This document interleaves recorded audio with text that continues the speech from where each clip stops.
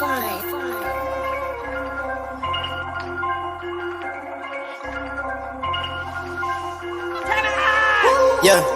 look, tell me what's the vibes, what's the mood? Yeah, I just hit a Mikey for the juice. Yeah, ain't no capping, I'ma tell the truth. I've been winning for so long, it's hard to lose. Yeah, deal, be my source, Christian like Dior. Yeah, I can't stop.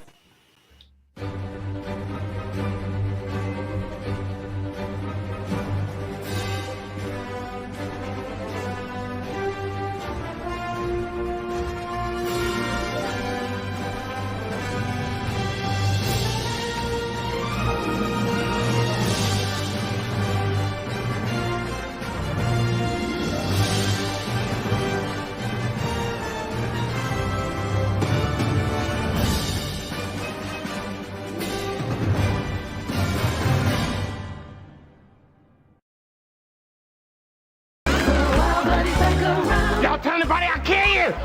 I'll kill you! He is crackhead in the town. Peanut butter and cracks me. He kicked his habit back in the joint. Now he's out on coins. Here I come! He's finally home. He's Tyrone. Oh, Tyrone. There you go, folks.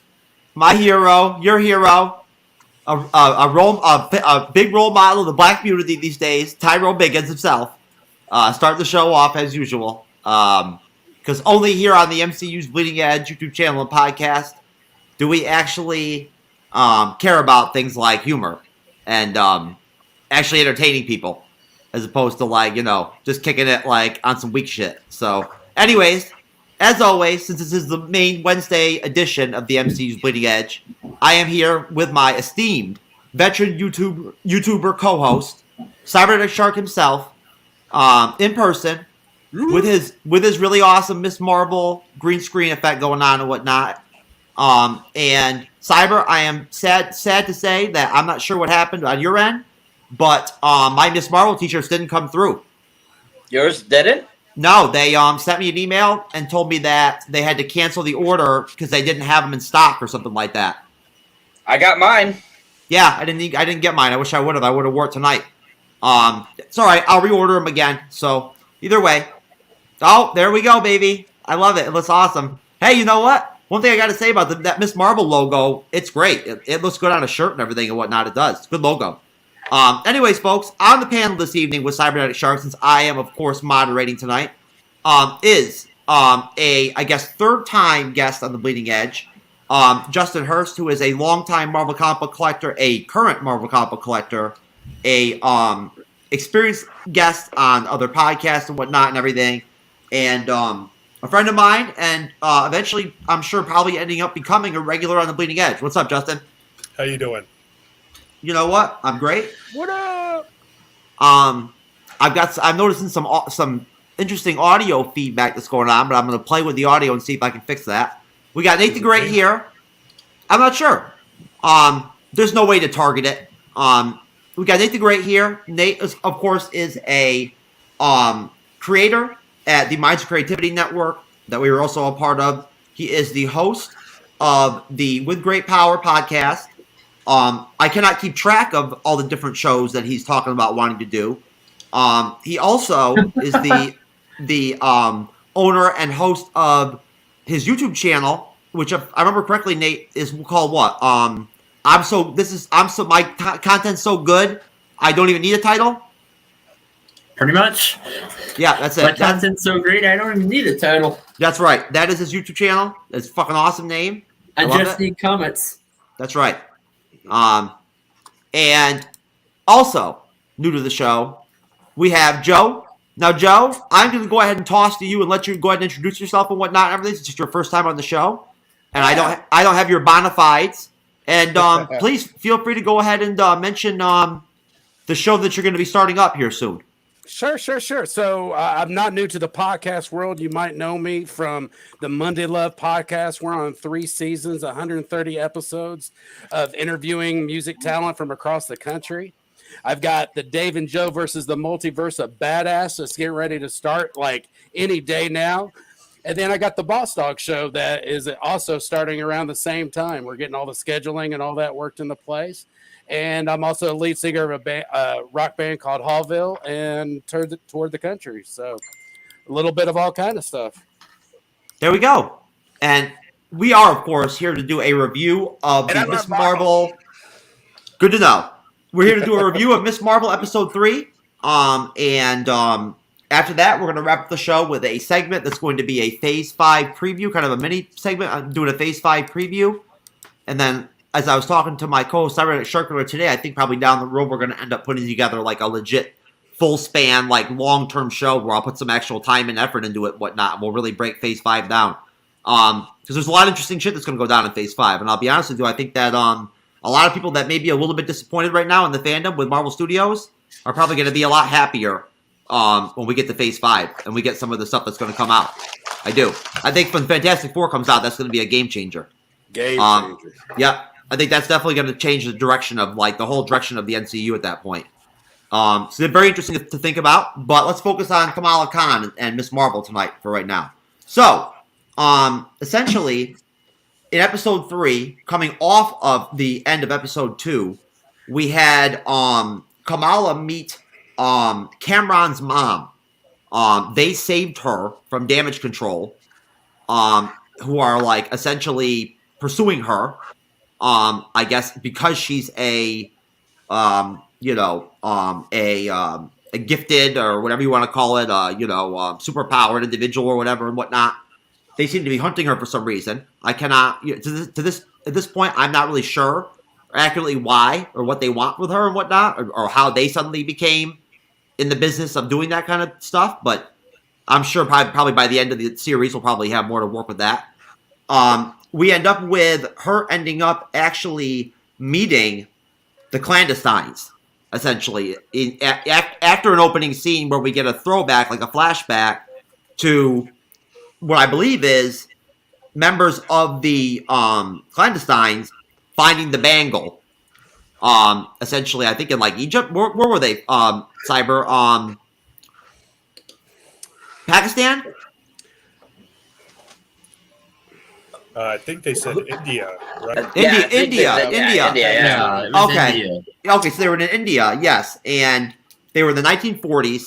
They had the bangle, one bangle they were able to get, and so we then flash back to, Miss Marvel, being introduced to the entire group of clandestines that they later on tell her have been called in the past, I guess, the Jinn, and essentially, Miss Marvel, it has it explained to her, like, the entire history of the bangle, the fact that it's the key, I guess, essentially to some type of interdimensional type of transportation, or like ability to to interdimensionally travel, and essentially the Jinn want to go, I guess, back to their dimension. If I understand correctly. You have to pardon me, folks, if I rely on Cyber here and there and whatnot. But I'll be honest with you, these Disney Plus shows go by so quickly that sometimes I don't understand some of the details. I don't get. But anyways, folks, starting off with the panel, and going to you, Cyber, at the bat. What did you think of the whole flashback scene, and then going into the whole introduction of the Jinn? The clandestines as a part of the series and whatnot, and actually essentially explaining for the first time in some way where these powers come from. I enjoyed it. I thought it was an interesting intro. I liked that whole sequence. I thought it was really well done. And I thought that it was interesting that, they finally kind of give us this like kind of more information on what's going on. They kind of just went right into it versus like kind of like starting off saying, oh, and then we're going to talk about it. They actually they started the episode right off with it, which I thought was different for Marvel anyways, for one of these Disney Plus series, which I thought was kind of inventive. But I don't know if anybody else noticed it, but during that scene, did anybody notice when they showed the overhead looking down at the bottom of the ground, that it showed the 10 rings. Yes, I saw that too. Yes. The 10 rings. Why are the 10 rings there? I'm wondering. So I think that's another little tidbit that Disney is throwing out at us. But I don't know. I wanted to point that out. I thought that was a really cool little thing that was the 10 rings that they were standing on, which I thought was really fantastic. But overall, that whole sequence was really fun. The explaining of who, the Clandestines and the Jinn and all that kind of stuff was really interesting as well. And I liked how kind of, they seem to be so, in tune with, wanting to be nice to Kamala and everything and stuff like that, which we'll find later down the road what actually it's all about. But I like how they kind of made it like, oh, this is like a history of your life and stuff like that, versus, what the comic books basically were going with, which being a dormant inhuman ability when the Terran gas happened. So I thought it was kind of interesting that they decided to go that route. But overall, I liked the whole beginning scene. I thought it was really fun. Joe. Yes. Same question.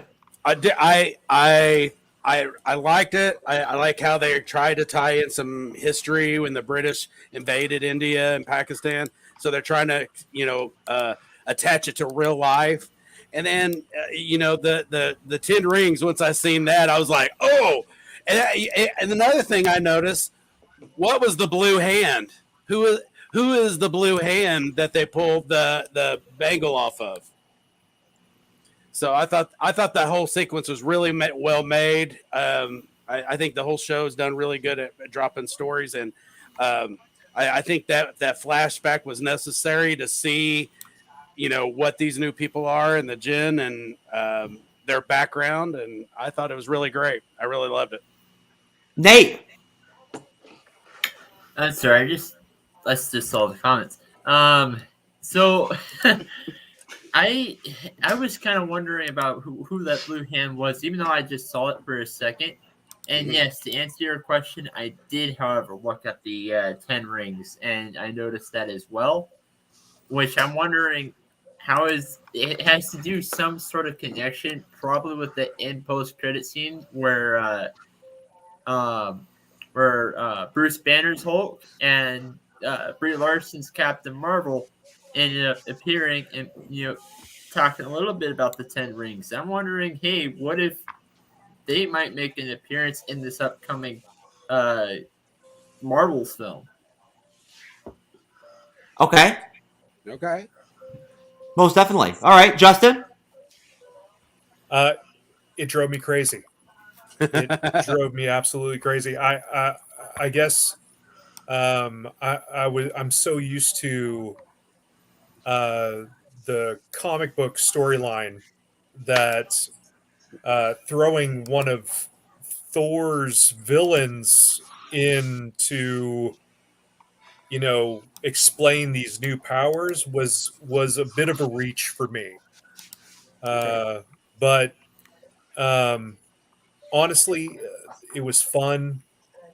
It was entertaining, and I was a little disappointed with how unstylized this episode was, as opposed to the last two.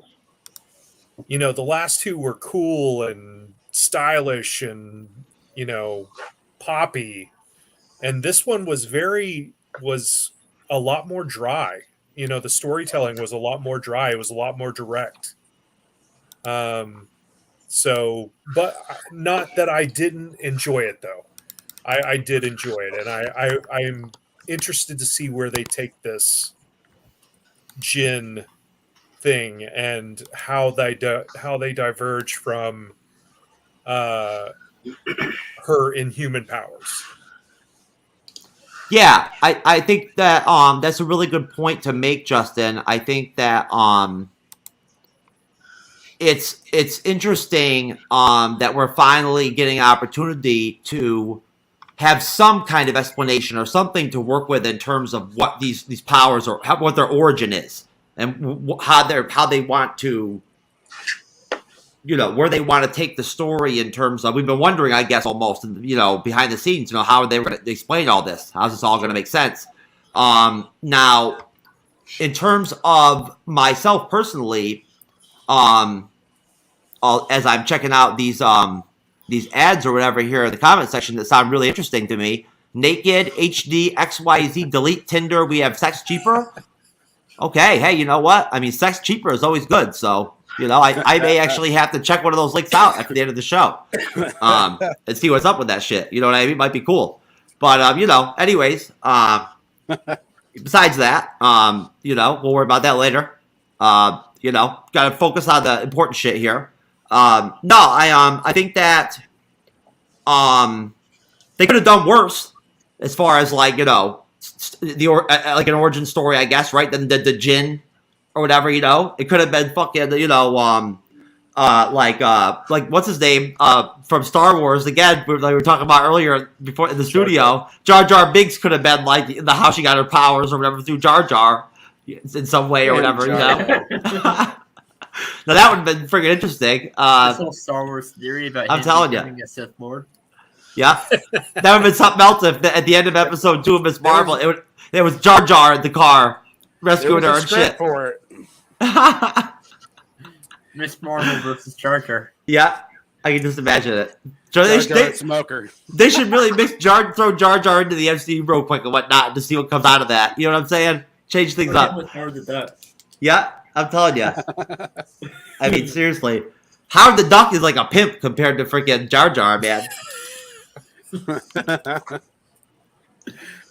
But I will tell you this though, Jar Jar's acting ability in those Star Wars films was actually like Oscar worthy compared to Brie Larson and Captain Marvel.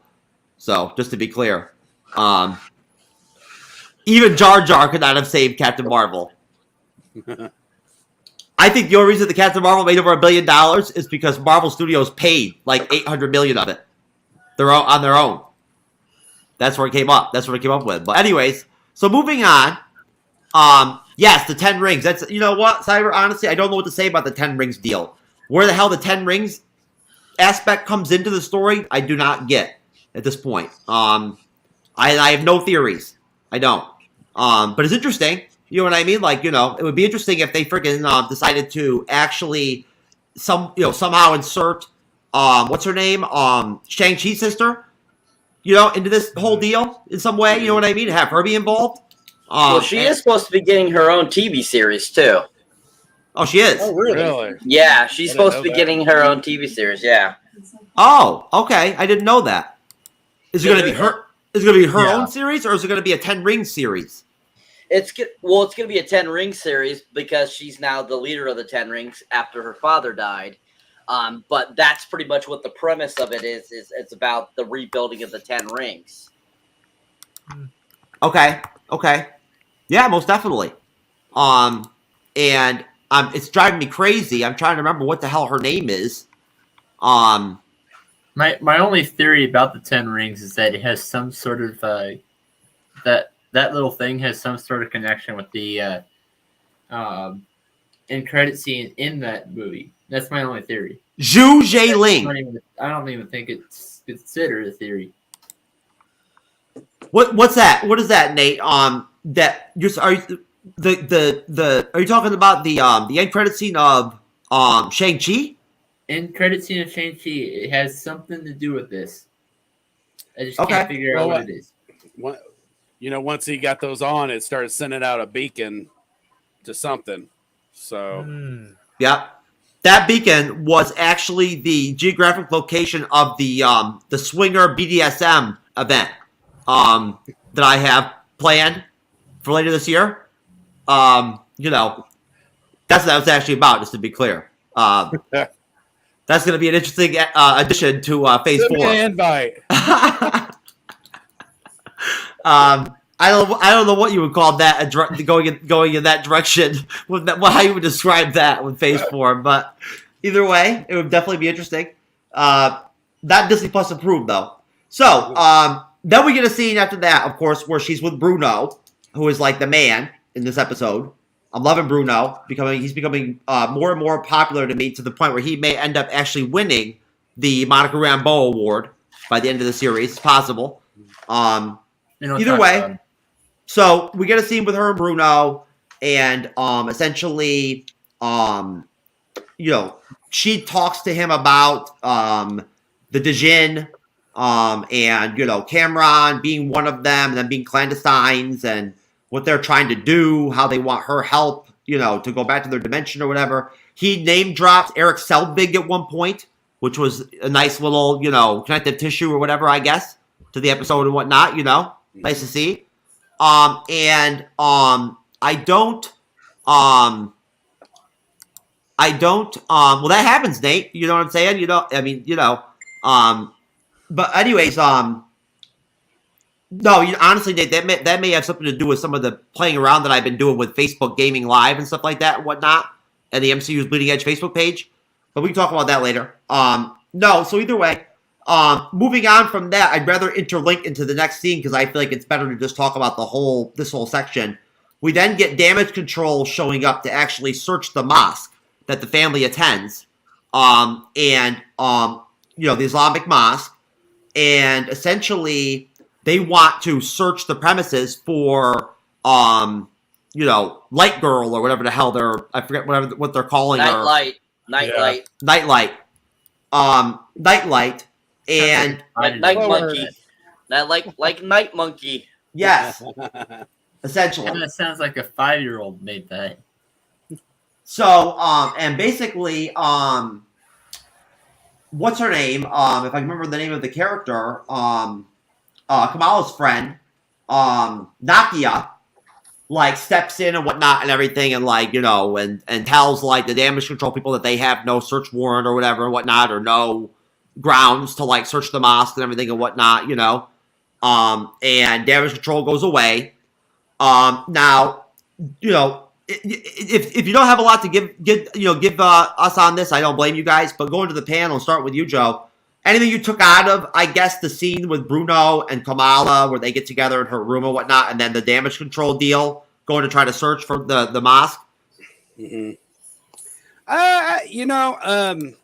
I think they're trying to put in place how much damage control is going to be in there. I think that was their whole purpose of that scene.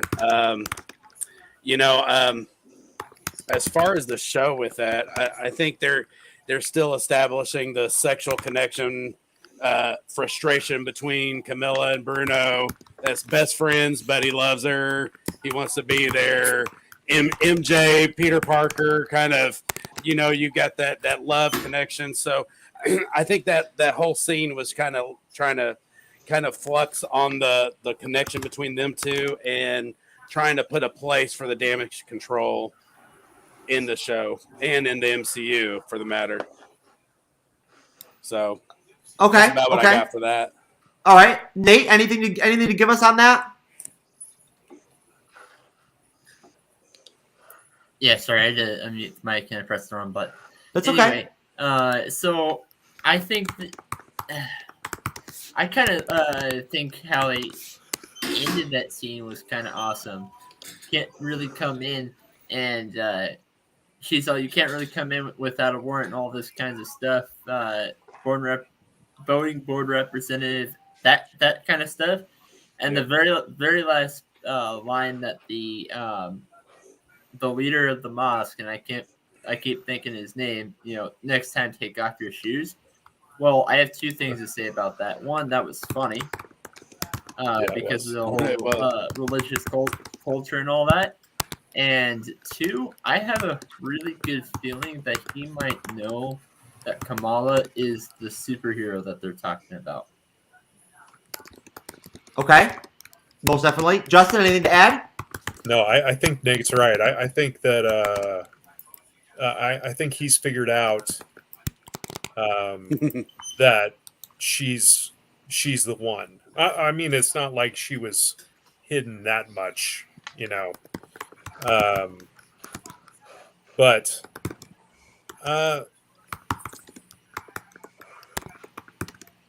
damage control. This damage control is so vastly different from the damage control in the comics. It makes me wonder if this is not some kind of Hydra built damage control. You know, something weird like that. Yeah, some more nefarious, entity created this damage control to try to contain supers. Because the damage control in the comics and even in the Agents of S.H.I.E.L.D., when they referenced damage control, they always made it sound like it was just a regular government entity, not something that was so aggressive, but I think that's all I have to say about that. Okay, Cyberneticshark. So, this little scene is a very intuitive scene, I think. I think that whole little conversation that, Kamala and Bruno have together there is it really kind of gives you a good sign of what their relationship is like. Mm-hmm. And kind of how, out of all the people, she goes to him, with the secrets and all this kind of stuff because she trusts him the most. And I think that whole scene kind of gives you a little bit idea of kind of their relationship, and how it's going to progress and grow as, as the series goes on, or, as maybe seasons go on, mm-hmm. or just the relationship in general in the MCU. But then, they have that great, chemistry. He's going to help her and all this stuff. He finally tells her about, going to Caltech and all that kind of stuff. And, they kind of have that interesting moment. And then all of a sudden when it goes to the next scene, it kind of all blends very well together and works really well, I thought. I just really enjoyed it. I thought it was overall decent scenes and a good portion to that episode.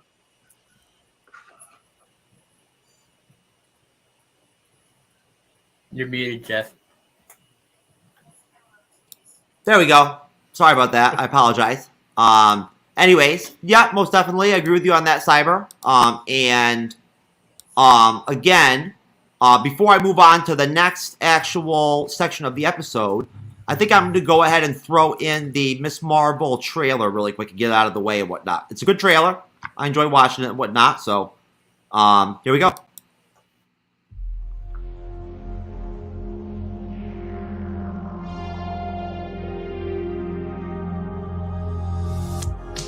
Okay, so first off, I just want to say, I get it.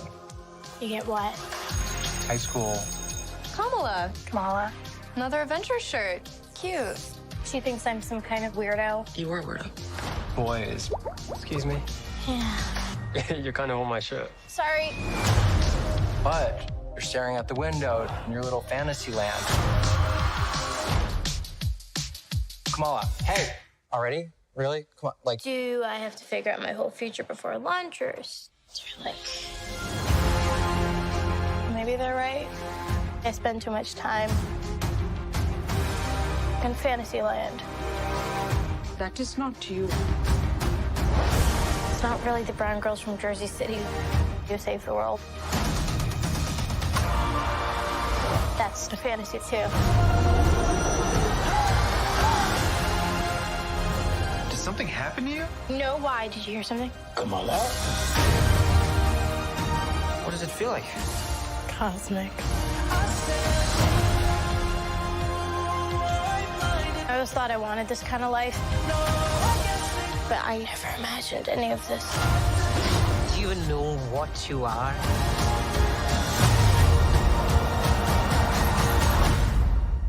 I'm a superhero.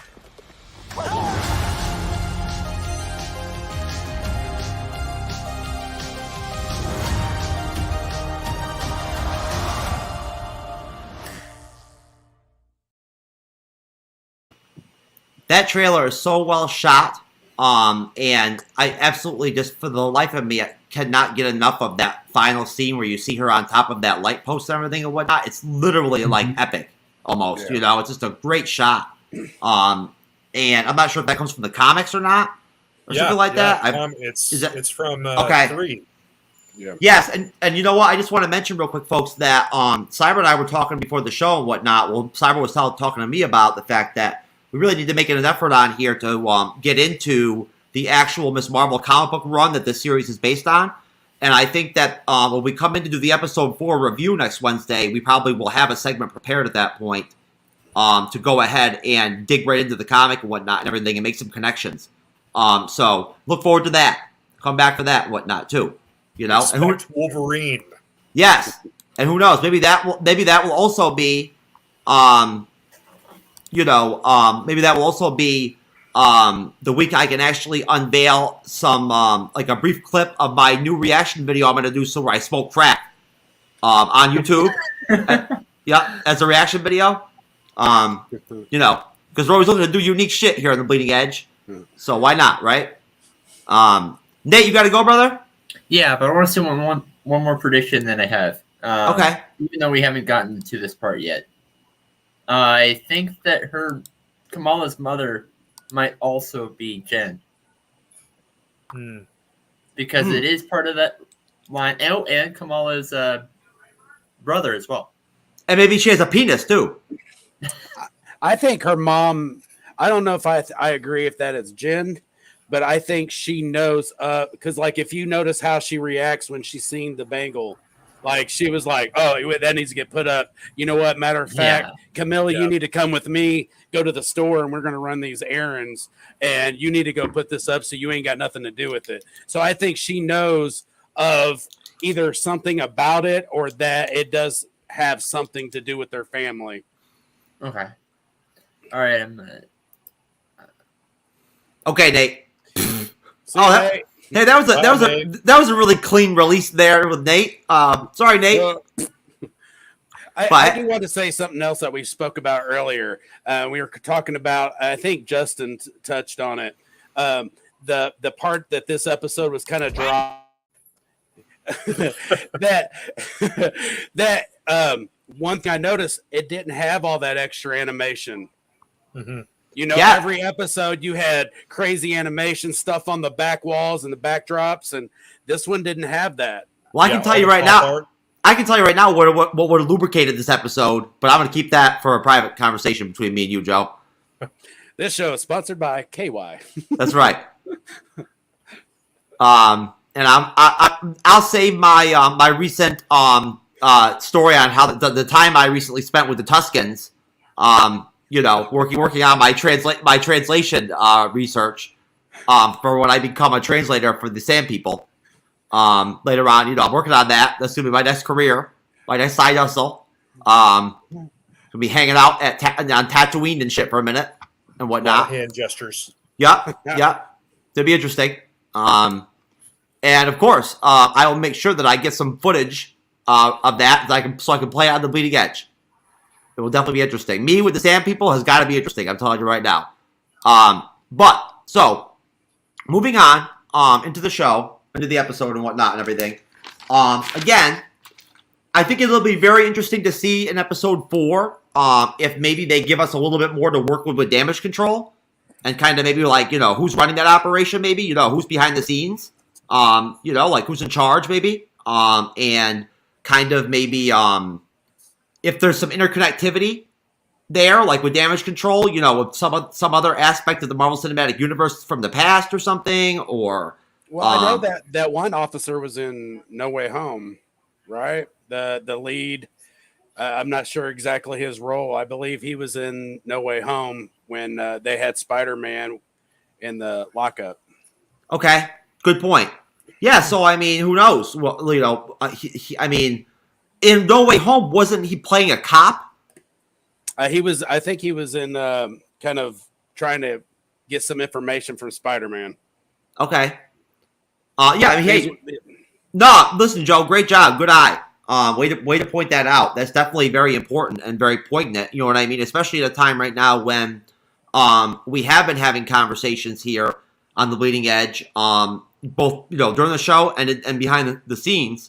Cyber and I, with some of our guests and whatnot here and there, about how there's been a lack of connectivity at times with some of these properties that Marvel's been putting out. That some of it's almost been devoid of that like connectivity that we became so used to and whatnot and everything, and really got I guess spoiled with and everything and whatnot, like in the first couple phases of the MCU. And again, that is another conversation for another time. But I just want to emphasize really quick and whatnot, everything to all of you out there in the fandom that at the end of the day, there is no reason at all to be concerned about Marvel Studios or Kevin Feige and what they're going to be and what they're going to do overall with the MCU. They're going to do okay, and overall, I have a feeling that that they'll end up delivering for us fans. At the end of the day, so I think they're going to win more than they lose. I'll put it to you that way. I agree. So far, so good. I mean, with random hiccups, but yep. Now, how long they can completely dominate the entire fucking film industry the way they are and whatnot, I have no idea how long that can go on. But hey, we'll see. It's that frozen Walt Disney in the vault. Yeah, handling all of it. It's interesting. It's an interesting time, right? For cinema, for the movie, for the movie industry, it really is the direction it's gone in. But back to this episode. So, essentially, we then end up getting a quick scene where it's Kamala again, with Nakia, and they're talking about, the deal with damage control showing up at the mosque. And look, at this point, Kamala hears about damage control looking for her at the mosque. Then there's like a family gathering, I guess, at Kamala's house. And, Kamala has a deep convo, with the rabbi. And Bruno gives her a mask, essentially, which I guess is going to end up rounding out her outfit down the road. Or did Bruno give her a whole new outfit? It just looked like a mask to me. Okay, just a mask. So, then basically we get like a short scene where Bruno talks to a dude at his job about the Djinn and about like what would actually transpire. If there was like... That was Kamala's dad. Yeah. So was that Kamala's dad? Okay, yeah. He actually explains, about how that I guess this type of interdimensional travel or whatnot deal could potentially be dangerous. And we end up getting, Bruno warning Kamala about the Djinn, wanting, to perform whatever, this interdimensional deal is all about with her and with the bangle. Bruno then also explains that he's going to go to Caltech, essentially, to this program or whatever that they talked about before with the guidance counselor, and warns Kamala about the interdimensional stuff with it being dangerous and whatnot. So, at that point, panel, also, just on a side note, I start to notice in this episode that there is obviously like some kind of like romantic connection between Bruno and Kamala, like either growing or already was there, and I didn't notice it. But this episode, I definitely noticed it. There's like a tension there, and it'll be interesting to see how that plays out overall if they don't end up like boyfriend and girlfriend by the end of the series. But go to you, Justin. That covering that whole span of those, kind of short scenes that I just threw out there, right? Which were all very much like 2, 3 minute, 4 minute scenes. Was there anything in any of that you felt like, was important to you or was pivotal at all or informative in any way with the episode? I think that was just base storytelling. Okay. Yes. I am interested to see where this doctor, this professor that Bruno was reading his study about the Djinn. I'm interested to see where he fits in to all this, because if he knows, then he's got to know more than anyone else if he's actually telling the right story. That interested me a lot. Well, that's actually interesting. You know what? I myself was not able to comprehend or understand what is the familial connection between Kamala Khan's family or whatever and whatnot and the Djinn. So her grandmother was there with the flashback. Yeah. Okay. Yeah, in the flashback with the Djinn. And I think that's so. Apparently, she is a Djinn. Oh. So I'm assuming with everyone there together, But And did them she looking- know they were Jinn? Was she getting manipulated as well? Is she human? Who? The grandmother? The grandmother, yeah. I think that she was getting puppeteered, like they're trying to puppeteer Camellia. I could be completely wrong. I mean, at this point we don't know, but because I think every time Camilla's sitting there trying to do things, her grandmother keeps trying to reach out to her. But wait a minute, if the grandmother's the Jinn, then why didn't she stay youthful or whatever, like over the time? We don't know where she's at. That's the thing. They said she told Kamala. She told Kamala that she was in. I forgot the city. Karachi. Karachi. Thank you. Yeah, she said you have to come to Karachi. That was I'm thinking great grandmother that was with them in the 40s when they were getting the bangle. Is who I'm thinking of, because that was her great grandmother. Oh, the grandmother is the daughter of the great grandmother that was there getting the bangle. Gotcha. Yeah. I didn't catch that. Yeah, so she has information and she wants to let her know, and she wants her to come to this place to get the information. Gotcha. I think because in the previous 2 episodes, whenever they're referring to the person that disappeared, it's the great grandmother that they're referring to, and that's who we get to see in the flashback. Yep. And when she's using her powers, you get that light, and there's grandmother, at least what looked like in the flashback, is trying to reach out to her to probably warn her, hey, these guys are going to fuck you up. Right. I got to take better notes. Well, really quick, before I go to Cyberneticshark here, I just want to play a quick advertisement of a real positive video clip out there for all you folks. I'll take it. Someone will appreciate it. You ever go on, boss? Hey, and I'll give you these flowers for free. Hey, man, ain't no motherfucking bitch, man. Fuck wrong with you, man. What you mean, yo? Idiot, huh? Fuck wrong with you, man. You just destroyed the Think I'm flowers. stopped or something? Fucking bitch. Shit, man. Fuck Yo, they're just flowers. Fuck out of here, man. Ain't no bitch. They're just flowers, bro. I promise you, they're just flowers. Man, you soft ass motherfucker. Bet you won't come from behind that glass. What you mean? I'm just saying, they're flowers. There's nothing wrong with them. What the fuck wrong with you, man? Why you getting so pressed over I flowers? paid for motherfucking flowers, man. I paid for my fucking Snickers, man. Fuck wrong with you? Alright. It's just a flower. Nah, bro. You don't want it? Nah. Okay. Change. Here's a bag. You have a blessed day, my brother. Hey, and you can have these flowers. Because I'm feeling generous today. Some flowers? Yeah. What the fuck I need some flowers for? What you need some flowers for? Yeah. I'm just feeling good today. I'm giving my customers Bro, flowers. you think I'm a bitch or something, bro? I don't need no fucking flowers, bro. What you mean, I bro? don't need no fucking flowers, bro. I'm good, bro. Why you so mad about just some flowers? Bro, I'm going home to my female, bro. I don't need no fucking flowers, bro. Oh, so you Get think... some bullshit ass flowers, bro. Alright. My bad, bro. My bad, bro. Yeah, you good.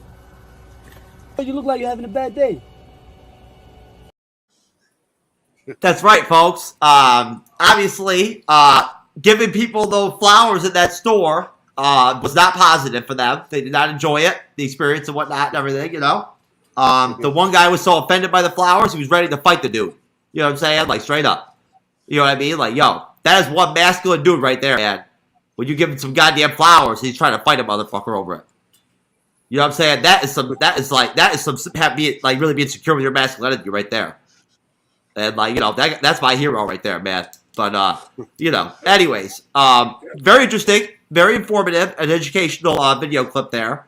Very instructional in terms of politeness, and candor, and whatnot. I certainly personally, was impressed by how well received the customers were by those flowers. It was really interesting. But either way, I don't know, Cyber, what you would think if the clerk gave you some flowers at the gas station and whatnot. Maybe you'd like it. Could be wrong. But I'm just kidding. I'm just joking. Hey, there's nothing wrong with some free flowers. You know what I'm saying? You could give them to a lady. You know what I mean? Like, here you go. That's what I do. I Yeah. give it to my girl. Be like, I was Yeah. thinking about you, baby. For real, dude. You know what I'm saying? The guy trying to hook dudes up. But anyway, Cyber. Going back to those scenes that we were talking about before the video clip there. I know that there wasn't really that much meat to work with out of all that. But was there anything that you noticed or anything and whatnot, or that stood out to you and whatnot in those scenes? Well, let me think. I mean, pretty much that whole, like, what Justin said earlier, it was kind of just like kind of storytelling in those, pretty much in those scenes there. And it was kind of like filler to kind of get you to, the next section of the episode, really, to kind of just catch you kind of up on some things going on and stuff like that. And I thought all of them were really well and cohesively done. I enjoyed them. I didn't think there was anything wrong with it. I didn't find anything super intuitive about anything about it, but I definitely think that, maybe down the line, who knows, maybe there was a line somebody said or something like that might pop up later on. You never know.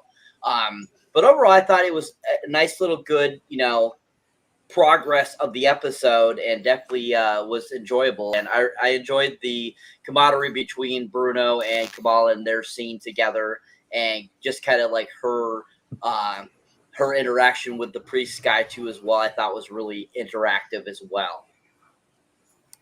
Yeah, and you know what? Side question, you guys. What about the relevance of like her relationship with the family? As we're about to go into a scene right here where essentially Kamala has a conversation with her mother, brief one, before the marriage goes down. We end up into that part of the episode. What about the direction, I guess, or the evolution of this dynamic with her role with her family, and this connection and this dichotomy that we have going on, where that they're clearly trying to give us with the series, right? In the episodes where there is a connection or a relevance and that's a connection, that's involving her role in the family, right? And and finding a balance, I guess, as a person, to be more of a part of her family, but yet also being independent and do her own thing, and daydream and do her own thing and whatnot, right? That's connected to her becoming Miss Marvel, and what her Miss Marvel character eventually is going to be about, I guess, in terms of her mission statement, or what she's going to fight for, essentially. Because as of right now, at this point in the series, we've only seen her essentially, use her powers on demand when she had to.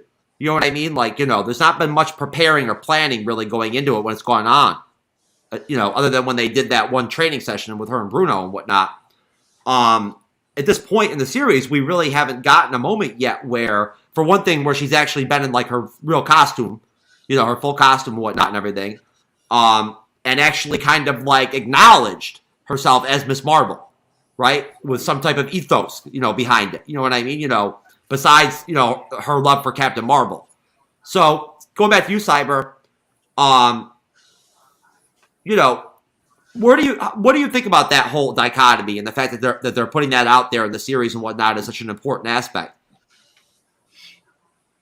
I mean, I definitely feel that, Disney, Marvel are taking kind of a good stepping stone towards making her officially become Miss Marvel. I definitely know by the end of the series she will be Miss Marvel, because she's going to be considered Miss Marvel in, the Marvels itself. So we know that's coming. But I think that they're really trying to kind of play out as much of it as can to show her from, the little, the young teen girl she was to basically becoming this superhero, basically. So I think that the whole series so far in the first 3 episodes is taking it not super slow, but it's at the same time, it's still kind of a slow pace. But I feel like in the next 3 episodes, it's just all of a sudden going to boom, boom, boom, and she's going to be Miss Marvel. So, I mean, going back to, like you saying, we really haven't seen her much of the suit. We got to see her in the suit when she saved that boy. We got to see her in the suit when, She is dreaming of going to the Avenger Con, and when she's at the Avenger Con, we kind of got to see her in that. I mean, and then you talk about the kind of the planning of her, like except for the whole kind of dichotomy of her learning about the powers in the second episode. I definitely think that in this episode we saw her really get to start to be able to use the powers, like she can freely use them. Like she knows what she's doing now with them. It's not like she's trialing and error. So I feel we've seen that kind of slow progression now. And I think that it's building towards a really great representation, and it's gonna be fun to see just where she goes. Yeah. I'd like to try to chime in with this as well, because I think one huge factor, and kind of going back to the original question about the family, I think that's going to be one of the major climaxes of the final series, because I think there's little hints, like the pastor or the priest. I'm not sure exactly his title with their religion, but there's little hidden hints that people kind of know what's going on. But there's this huge, she wants to keep she wants to still be the safe little girl, but they kind of already know. So I think part of the climax is as she's climbing out, like Cybernetics said, that she's going to climb out as this teenage girl and turn into a young woman that's also a superhero. But I think that part of that climax of the series is going to be like, oh, they already know, and they're going to be on her side this time, instead of her feeling like everybody's against her. Everybody's going to be rooting her on, and they're going to be kind of part of the team as well, at least from the family aspect of the thing. So that's my opinion on it. Is it Imam or Imam? The name of the, is it? Yeah. Simon.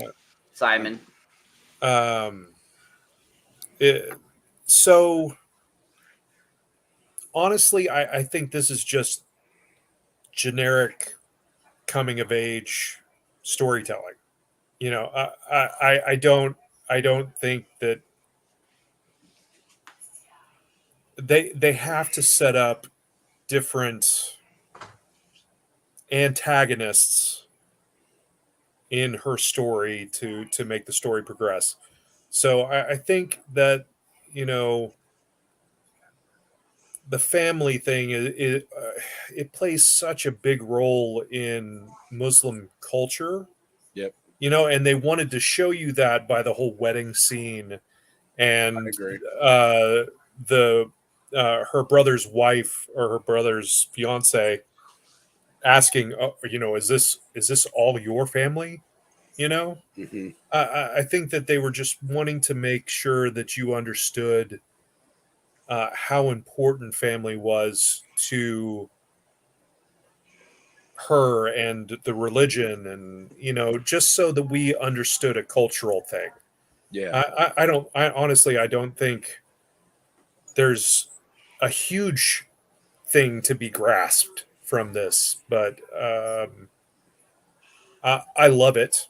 I think that reminders that we all love family is a great thing to, is a great thing to tell, especially coming out of lockdown, coming out of COVID. It's a big thing.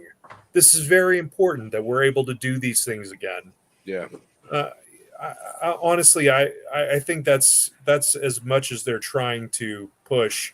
Now, showing the evil part of family, where the jinn were saying, hey, you can be a part of our family. I think that was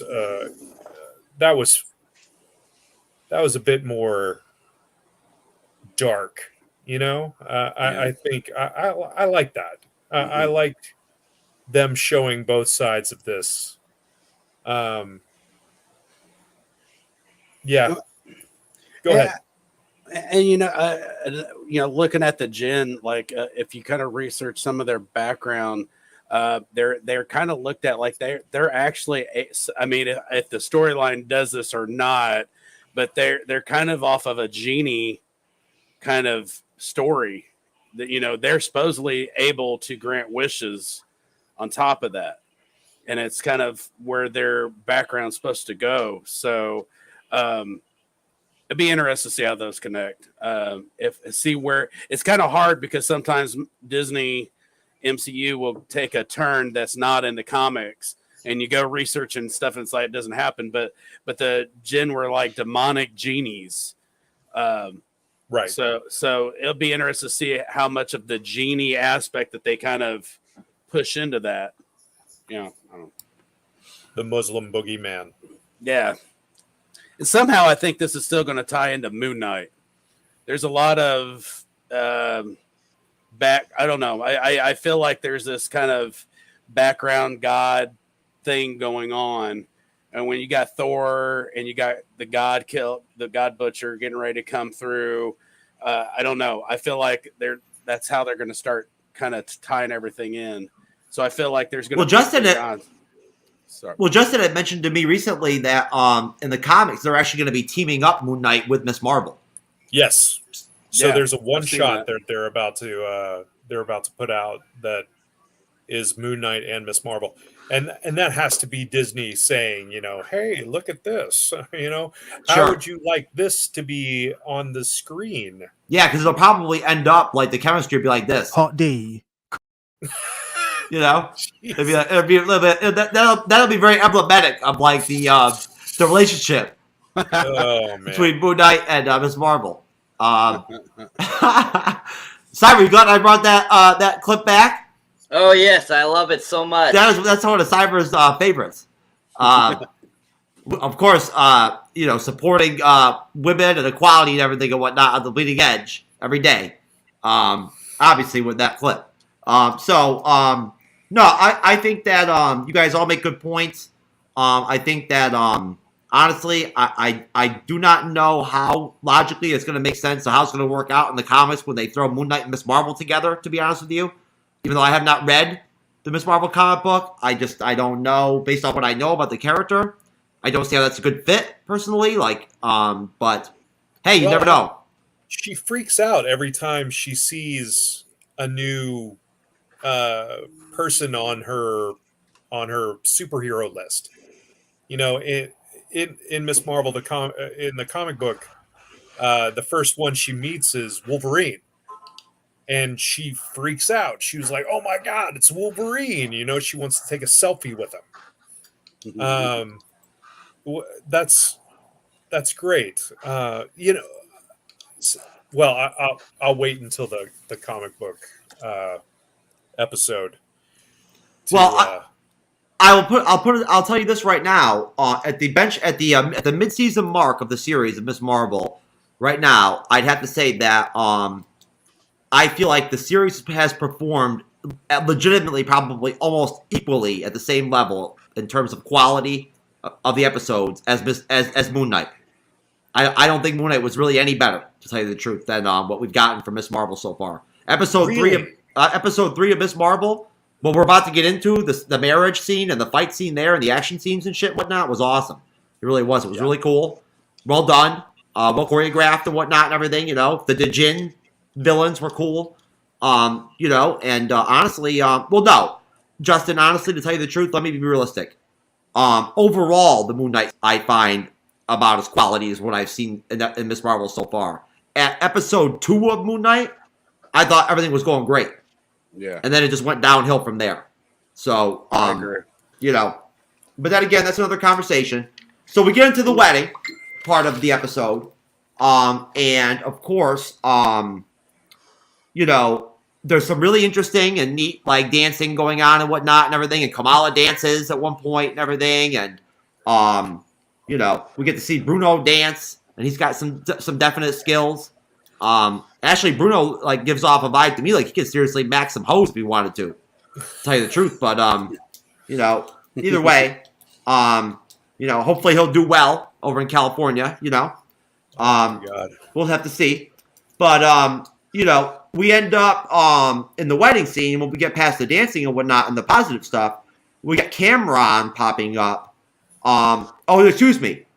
Before or during the wedding scene, we get like a side scene where we get Cameron and Najma talking about this interdimensional jazz that they need Kamala and the bangle for, and we get like this sinister kind of vibe from her, with Cameron, where she's kind of like, we're gonna do whatever the hell we got to do at this point, to get this damn bangle and do what we got to do with our interdimensional shit. We're not playing anymore. We tried being nice.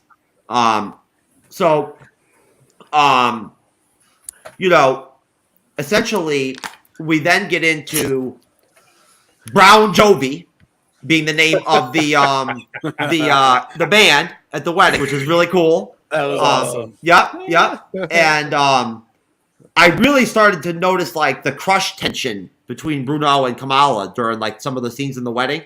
And right when Kamala asked Bruno if he'll dance with her, there was like a real tension there. You know what I mean? Like, or whatever, I'm trying to be very limited here, like with this stuff. You know what I'm saying? Because I don't want to get, too provocative here, taking into consideration that Kamala's 16 or whatever, So, either way, Cameron pops up and actually vocally warns Kamala about like his mom or whatever, and the djinn and whatnot, and the fact that this whole deal's all dangerous potentially, and could be really bad for Kamala potentially, and then the djinn show up, and now they're hunting Kamala, almost like damage control, almost, but like more aggressively. And there's some badasses in the djinn at this point, they're they're ready to beat ass and everything and whatnot. They're punching people. I don't want to say that they had like superpowers, but they definitely like knew what they were doing. Like there were some badasses there on the squad. Go ahead, Joe.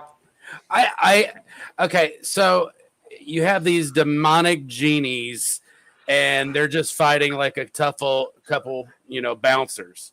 I mean, they had a little bit extra skill, but you would think for demonic immortal beings, they'd be scrapping a little bit better. Well, yeah, you know what? That's a good point. I mean, honestly, they have been a lot, they have managed to, stay youthful for, decades and everything and whatnot and all that. You know what I'm saying? And you tell me, Cyber, Justin, Joe, can anyone explain, what was the explanation? I can't remember exactly for why they're able to maintain their youth.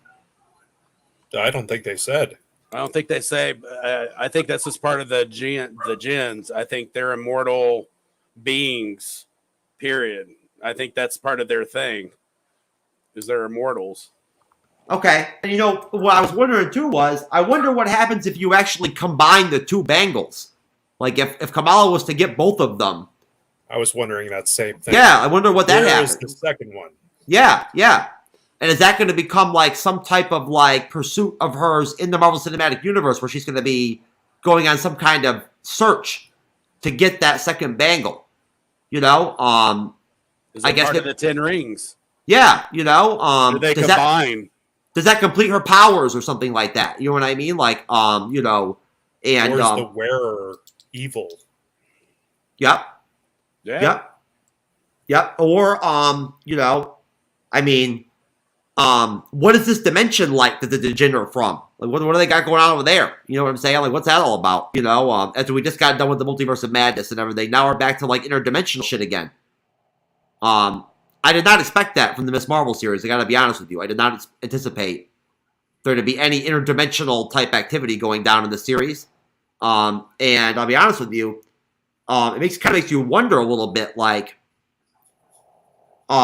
if maybe, Marvel Studios even maybe worries at times about overdoing it in terms of the direction they went with her origin story with her powers and the bangle and the djinn and everything and whatnot. If they had actually brought the Inhumans into the spotlight and made them a part of the MCU legitimately. And they did with Black Bolt. They did, yes, they did. But if they actually threw them into the series and whatnot and legitimized them and did the Tarragon Mist deal and all that shit and everything with Black Bolt, would that have been too much, maybe, in a way? I still hope they do. I still hope they bring in Medusa, at least Medusa. Well, honestly, having never watched the Inhuman show, I don't know how bad it was. It was horrible. I have made it 2 episodes, and I love this shit even when it's bad. It was horrible. Yeah, for what don't do it to yourself. I seriously couldn't get off 2 episodes, but I think all of I think everything is tying into. I think this is all part of Phase 4. I think the multiverse, them traveling through different dimensions. I think they're all doing that because they're just setting up Kang the Conqueror coming. And, probably Galactus at the end of it. But I think this is all tying into the Secret Wars and Kang coming and all of that. So I think they're just setting up all the pawns. Well, Joe, don't forget, Kang the Conqueror is not an interdimensional character. He's a timeline. He jumps time. You know what I mean? Like that's in the multiverse, though, correct? I mean, he could jump into any timeline. Oh yeah, the universe. So yeah, he could hop around anywhere and be anywhere. That's why he knows everything that's happening. Yes, you're right. He does. No, he does jump. He is an interdimensional character. He's also like a time jumper, a time traveler. Yeah. Now, was the Inhuman show the one that had the actor from True Blood? I don't remember. I don't remember. I don't either. The guy. I want to say I've heard that before, but I'm not sure. I don't know. I don't remember anyone in the Immortals being in True Blood. Did you say Immortals or Inhumans? Oh, Inhumans. I'm sorry.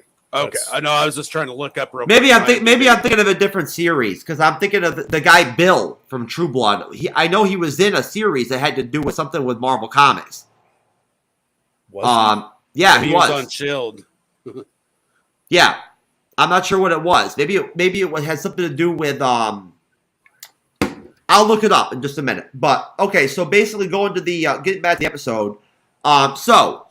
Essentially, the Djinn are hunting Kamala, and we get some really, really, really excellent action scenes that kind of like move from different aspects of the building that they're in with the wedding. The Djinn characters, there's essentially like I guess maybe 4 or 5 or 6 of them that are essentially attacking Kamala and like looking for Kamala. She's using her powers, in different ways than she has before, mostly in defensive form. You don't really see her doing much offense at all until later on in the action scenes. But essentially, she eventually ends up sharing a scene where I forget her name. I forget Cameron's mother's name again or whatever. But she essentially grabs the bangle and connects with it or whatever and whatnot, and that ends up creating this almost like interdimensional void or something, or like this almost other reality or something like that, or whatever that pops up that we've seen before with Kamala, with the bangle. We've actually experienced this before when Kamala had the vision of her great grandmother or whatever. I think it was in episode 2. Mm-hmm. Cyber, was that it? Yes. It was very similar to that.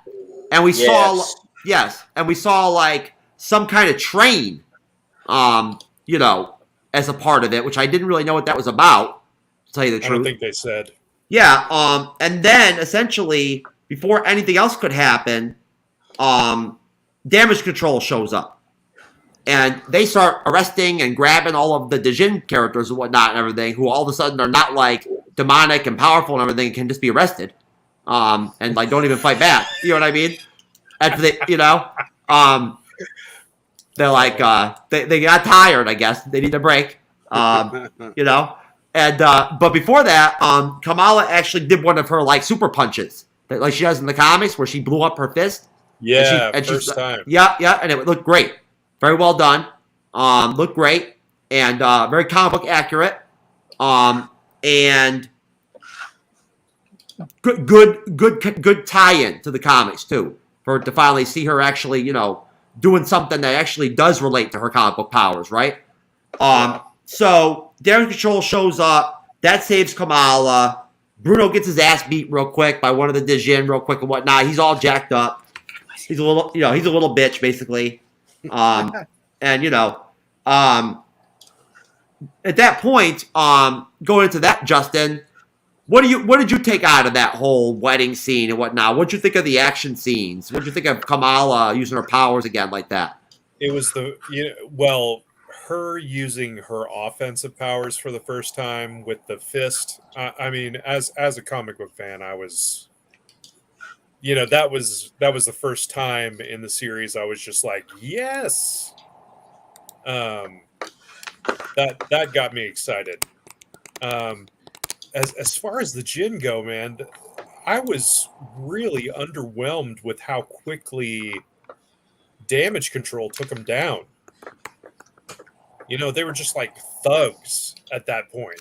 They weren't any kind of something special. Even though we see Damage Control shooting these, crazy weapons and stuff. I don't know. I was just underwhelmed. And kind of wondering where the new threat is going to come from. If they were taking down so quickly. Yeah, I agree. Okay. All right. Cyber? What was the question again? Your thoughts on the whole wedding scene, sir. The whole deal. Okay. So that whole scene, I'm sure a lot of people enjoyed, especially a lot of people that love cultural things and love all that kind of cultural thing. I thought it was very interesting. I mean, in other films, I feel I've seen types of weddings like this and stuff like that. So it's not something new. It's been around, but I thought the whole sequence was really fun, really enjoyable. The dancing and all them having fun and all that kind of stuff. The older brother getting married and stuff like that. But then when they get to the action finally, and especially when they start playing John Bon Jovi song, that was amazing. That was awesome. I was cracking up because I was like, they're really playing a Bon Jovi song. I'm like, what? And, of course, right after showing that Brown Jovi, band that they supposedly had, that just was ultimately just super fun to get that action sequence going. And, Kamala showing off kind of like I was mentioning earlier, she's now starting to use the powers more like naturally. They're like, she knows how to use them. She's using them and she's doing it. And that's what this whole action sequence kind of gave us, especially that beginning, using it to kind of distract them to try to get away and stuff like that. And then that whole sequence where they're fighting in the area where the wedding took place. And she's like, does the punch and everything. That was really cool and really well done. And I really enjoyed that we got to see more of her using the power like that, like her really natural abilities that we know from the comic books, where she's very similar to Mr. Fantastic. And so that whole concept was fun. I was glad that they showed that, but I just really enjoyed the action there. I thought it was really well choreographed. I really enjoyed it. I thought the fight sequence was really handled well, and I really enjoyed seeing Kamala get in there and like get her some gins there and kick some butt. So I thought all that was really well done and really fun. Yeah, man, I'll tell you what, I wouldn't mind getting down with a couple of those Dijins too, you know what I'm saying? The female ones, you know what I mean? And see what's going on with them and whatnot. See what they got going down. Maybe they got some different, tricks and some different game and whatnot over there in the other dimension and shit, Who knows? Yeah, why do you keep calling him Dijin? It's Jin. Oh, okay, Jin, whatever, man. He's silent. I wanted to sound smart. So okay. So my here's my opinion on it. I thought the wedding was cool. I thought it was very well, like the diversity. I feel like this part of Miss Marvel has been great. Diversity? What is this shit? What is this? Disney? Fucking Disney commercial? But I again, just like Justin, I feel like I'm kind of the fight scenes I felt was well choreographed, but I feel like it was very underwhelming of, what is your power? What is the Jinn going to do? Because I feel like you're immortal genies, and that they just get picked up by damage control. Like, come on, instead of like, oh hell no, and fuck them all up. They're just kind of crumble like a bunch of thugs that just got wrapped up and they can't do nothing. I feel like that part of the Jinn was very underwhelming. Like, what are you going to do now? Because you got a 16-year-old that's going to initially kick your ass because you guys really don't have anything to throw at her. She's still learning what she can do, but what they presented was really not shit. And mega doo-doo. I'm sorry. But I mean, I feel like that's, I think it is showing that she's learning. At the beginning of the fight, it was just she's getting hit and her armor catches it, and she has a shield that catches it, and she's not doing anything. And then finally she gets that punch out, and she's like, you can even see, the cinematography there. Yeah, I'm starting to feel it. And that fist, she done fucked somebody up, and she swung and hit all four of them at the same time. So I feel like there was a good build up. I feel like the villains so far are going to be underwhelming unless they're going to all of a sudden turn into a werewolf and something, or I don't know. But right now they seem really weak. And, maybe the head lady, maybe they're not as powerful because they've been in this world too long. Maybe there's some kind of connection there. So maybe that's the secret. They're going to get a little taste of, like, maybe the transfer is going to happen where they're getting ready to go into their world. They get a little taste, and all of a sudden they pop up and like, fuck you guys. Yeah, I'll tell you right now, that weak ass like effort that the Jinn displayed and whatnot with damage control is very similar to the vibe over at MCU Mondays that Chris hosts. Our buddy Chris over at Geek News Now Network. It's kind of like the vibe, the chemistry that he's got going on over the show. You know what I mean? And very connected tissue there. Good show, definitely. Yeah. But anyways, so moving on, of course, we then end up essentially, well, we already talked about this already. We end up with Kamala going home and her parents wanting answers as to what the hell's going on, because obviously they know something's not right. And, she doesn't want to tell them. She thinks about it for a moment, but decides that she doesn't want to tell them. And we then get the call we already talked about, where Nani calls her and tells her come to Karachi. And when Kamala says, why do I go to Karachi? Nani says, I had the same dream as you, or whatever, essentially, if I remember correctly. Now, I'll be honest with you, I was not exactly sure what dream Nani was talking about, to tell you the truth. I wasn't. So if anybody in the panel would like to illuminate that for me, I'd love it. Wasn't there a conversation between them, like at the end of episode? I don't remember. I just don't remember. I don't remember Kamala having a dream. I just don't. Well, I mean, she daydreams all the time. Yes. I think she was talking about the like when she's like that light she's seeing.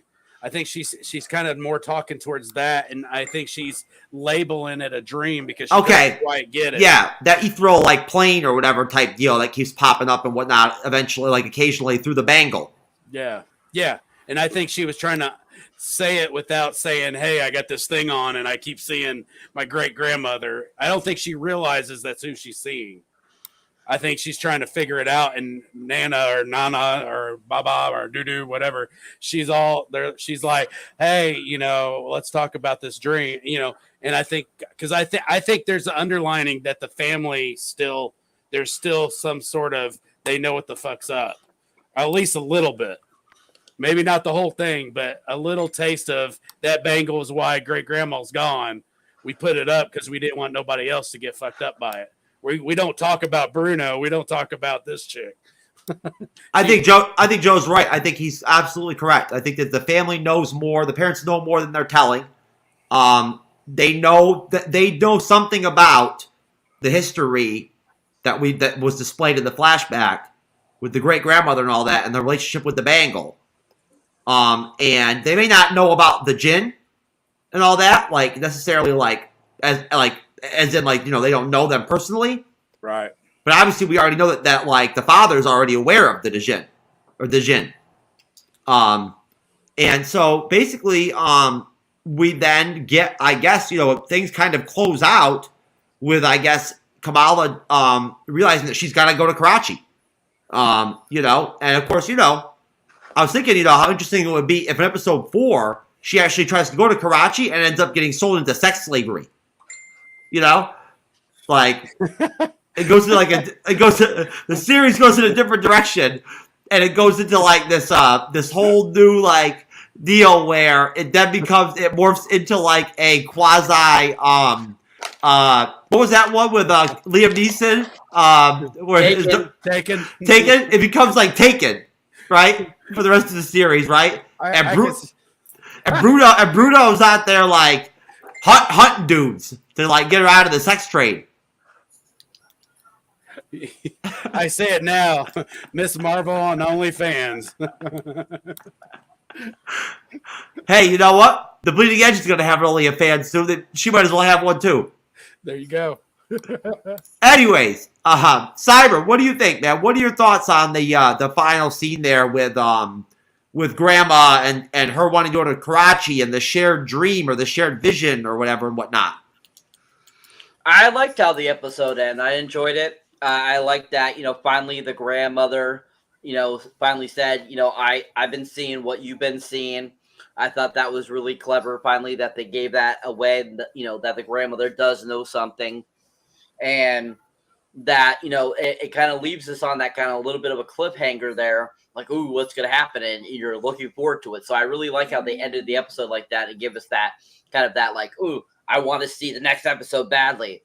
And I thought it was interesting, how she's how she intuitively knew that to tell Kamal, I had the same dream as you and stuff like that. So I thought that was really clever and just really a great ending to this episode.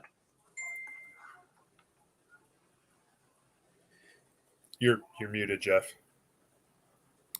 I've really got to get to work. I've got to work on this whole muting thing there, Justin. Thank you. Joe, what are your thoughts on that final scene? So okay, I think that was I think that is great storytelling. I think it lines up that we're going to find out more, because here's the thing: great grandma disappeared with the bangle. How do they have the bangle?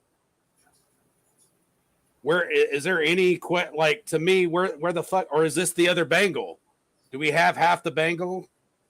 Where great grandma disappeared, and then if that was the case, why didn't they just take the bangle from her body or wherever she went to? So maybe I think what she's going to find out is how she got the bangle back. Maybe there's a little more to that part of the story that they're going to lead into, that, well, we got this back. She disappeared, but somehow this was laying on the table next to a glass of milk after the fat dude delivered it and he drank the fucking milk. I don't know. Being real stupid with that. But I mean, how did we get the bangle back? So I think that's where the communication between Grandma and Camilla is going to be key in the next 2 episodes to lead into the final episode. I think that's going to be kind of a step progression, kind of watching how Disney does their films and how that the story grows. I think that Grandma is going to lead into more of the story about what happened. I think she knows a lot more than what anybody else does. And because really everybody's like, well, great grandma was, they all said she did bad things and they don't talk about it. But why do they feel that way? Was the djinn led information to him and said that she did bad stuff? Why do you feel that she was so bad towards the family, or she turned her back on the family? So I think that was a great way to lead into the next episode of where where we got this, how much information grandma knows, and maybe a little bit of what the family knows. Because I still think the mom knows a little bit more, and she really didn't want them to touch it. Because hell, maybe mom actually has a little bit of the power too, and she don't want her daughter to go through the shit.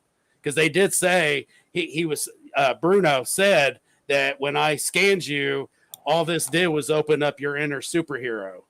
So it's in their DNA somehow. So I think that's going to be a lead to the climax of the final episodes that this connects. Well, if I ever had possession of the dangle or whatever, dongle or whatever the hell it is and whatnot, when I had my like ethereal visions and whatnot, it would be visions of like two women like having sex naked. You know what I mean? Like, I can see it now, Jeff. You'd be putting it on the wrong limb. It's supposed to be on your wrist. What are you doing? Hey, you know what? I don't think I would want to be working with something that actually could fit that dongle. To be honest with you, I don't think that would work too well with the ladies. Just to be realistic. I don't think that'd be good, man. Anyways, so Justin, what are your final thoughts there on the that final scene? I had more questions than answers at the end of the episode. Honestly, I don't know what to think. Disney has taken me down a route that I am unfamiliar with, and I think I'm just enjoying the ride.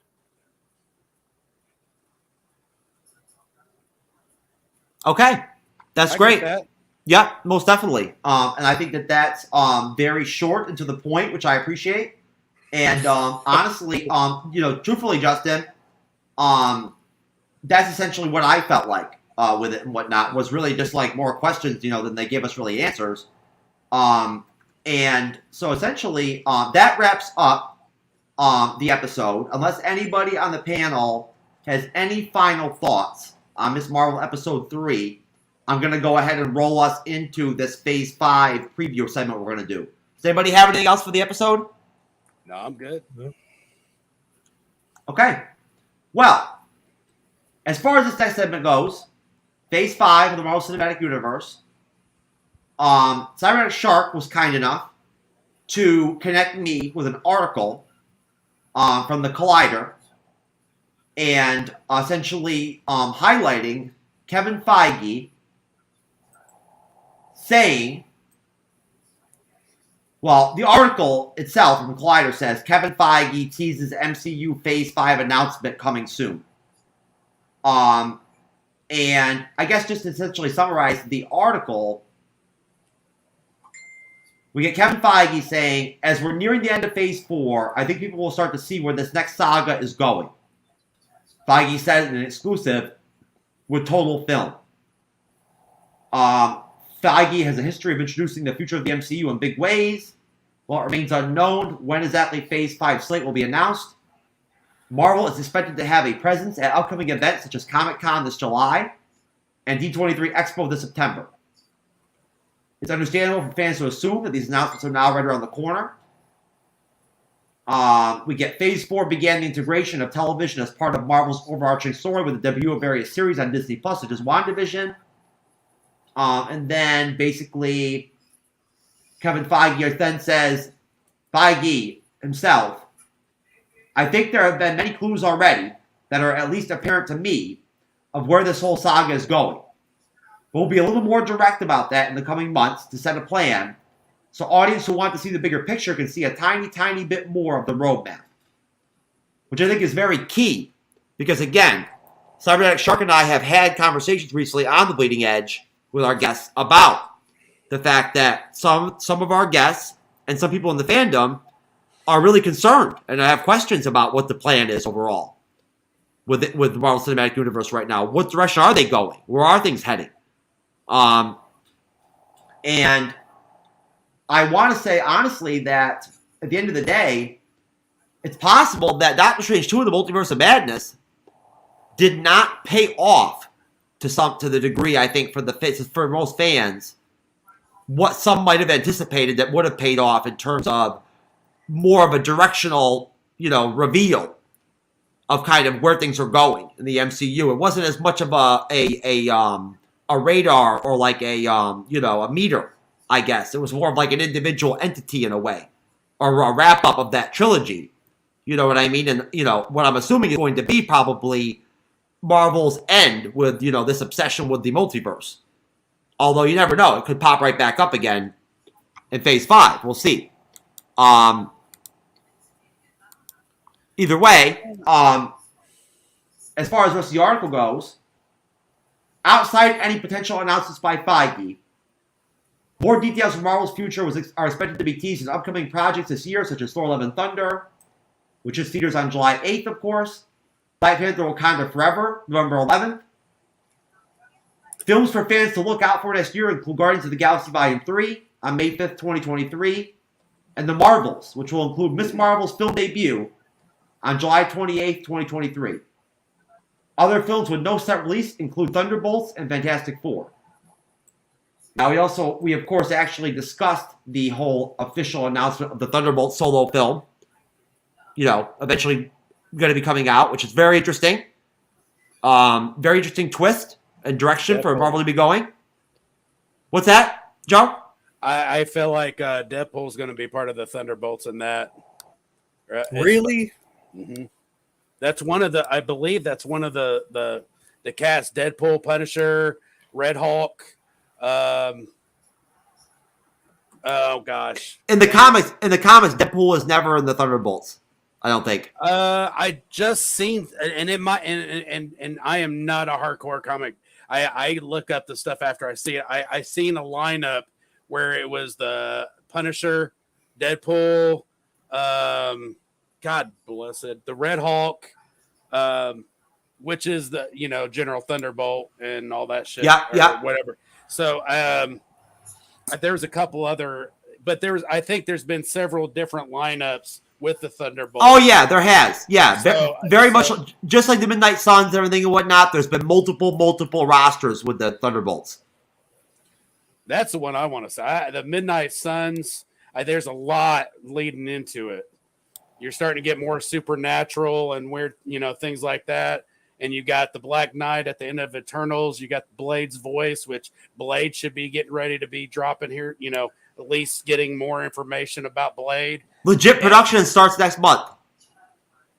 So I think some of the arrangements will be heading towards, and I think it's going to also depend on how well each one of these characters do.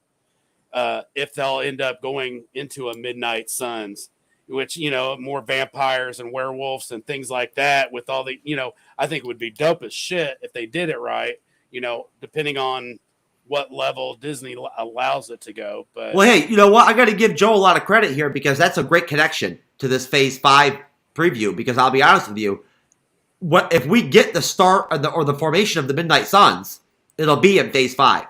I believe, if I remember correctly, that, and I could be wrong, and you guys can correct me, is Blade not slated to end Phase 4?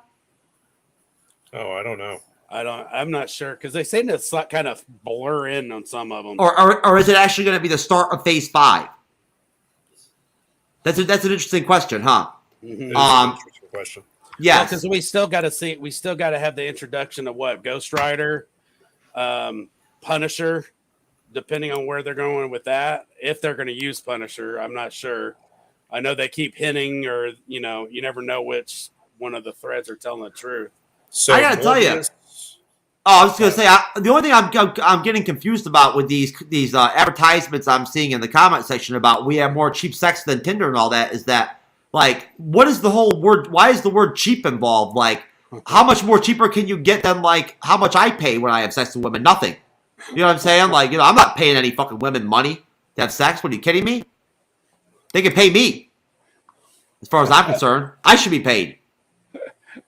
I would do it, but I'd be broke as shit. Yeah. Just like that. There you go. But no, I think that's a great point that Joe makes because I do honestly think, of course, that the Blade film is going to end up essentially starting the direction of Marvel heading into what's I call the Monsterverse, essentially, right? Like again, that supernatural, side of the Marvel comic book universe, the 616 universe, where you have Werewolf by Night, you have Blade, you've got the Midnight Suns, you've got Doctor Strange participating and involved, and of course being essentially like, the person that puts together the initial Midnight Suns, like the quasi leader almost, and it's interesting, it really is. I think that as we have discussions about the potential of like a Thunderbolts film, right? Like how big it could be. What's the potential of like the Midnight Suns? Because honestly, if you're a Marvel comic book fan, a Marvel Comics fan, and you read any of the Midnight Suns stuff, you have to love it. And you have to like love the idea of it like actually happening in the MCU. You have to. Because like, I mean, come on now. As a fan, who doesn't want to see a team up with Ghost Rider, the Punisher, Blade, Morbius. Morbius, yeah. The Montees. Justin, you're muted. So, sorry.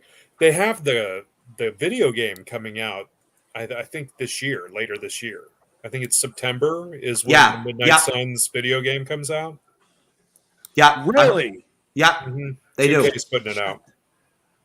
Yeah, and it'll probably be awesome too. I wonder what that lineup will be like. I think I just jizzed a little bit. Just a little bit. I think the roster was Wolverine, War Machine. What? Blade, Ghost Rider. What the hell does War Machine have to do with the Midnight Suns? I don't know. Nothing. They might as well put Miss Marvel in it.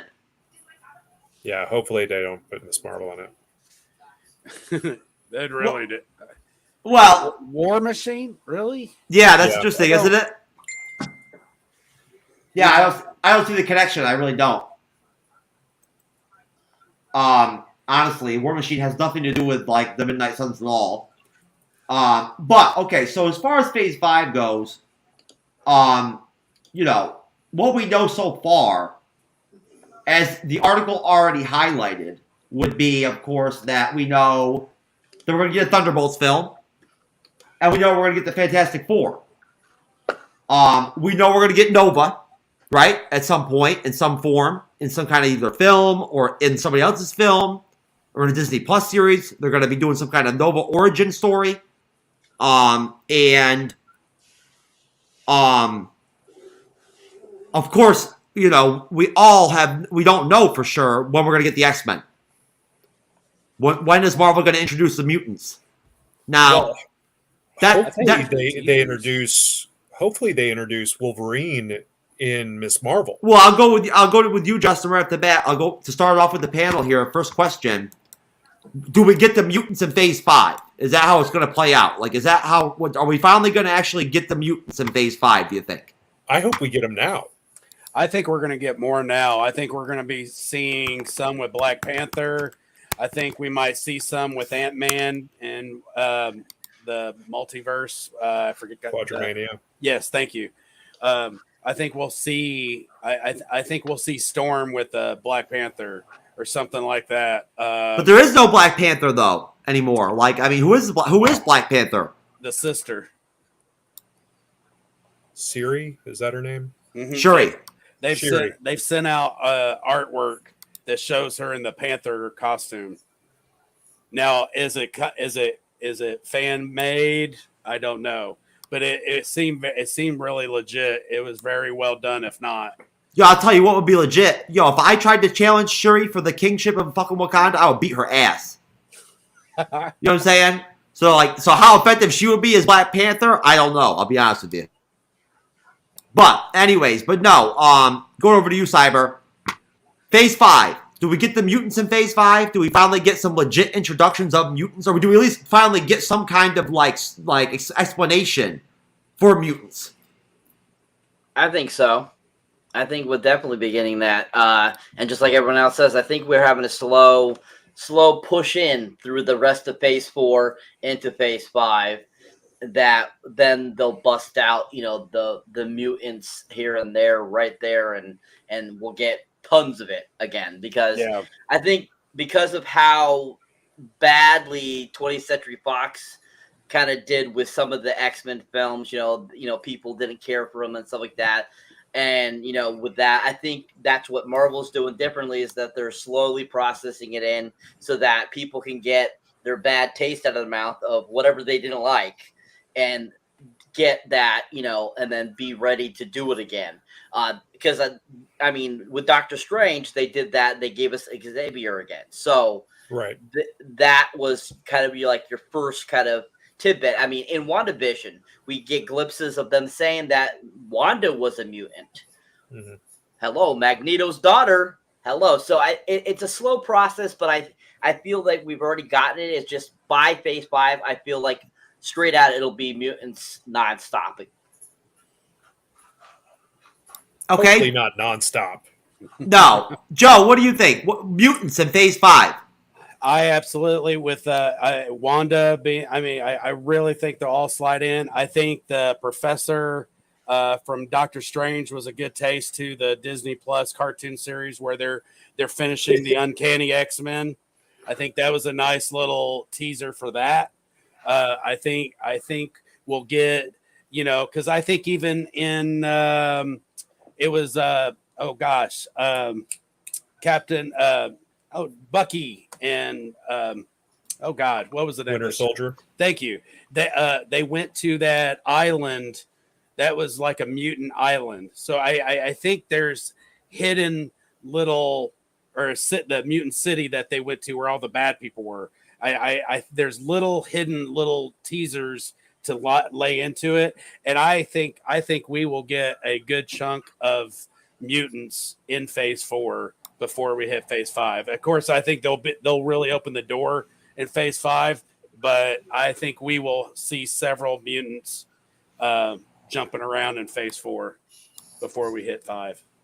Okay. Now, going back to you, Justin, what are your thoughts on the Fantastic Four film overall? What are just in general, what are your thoughts on, obviously we don't know shit about it at this point. We really don't.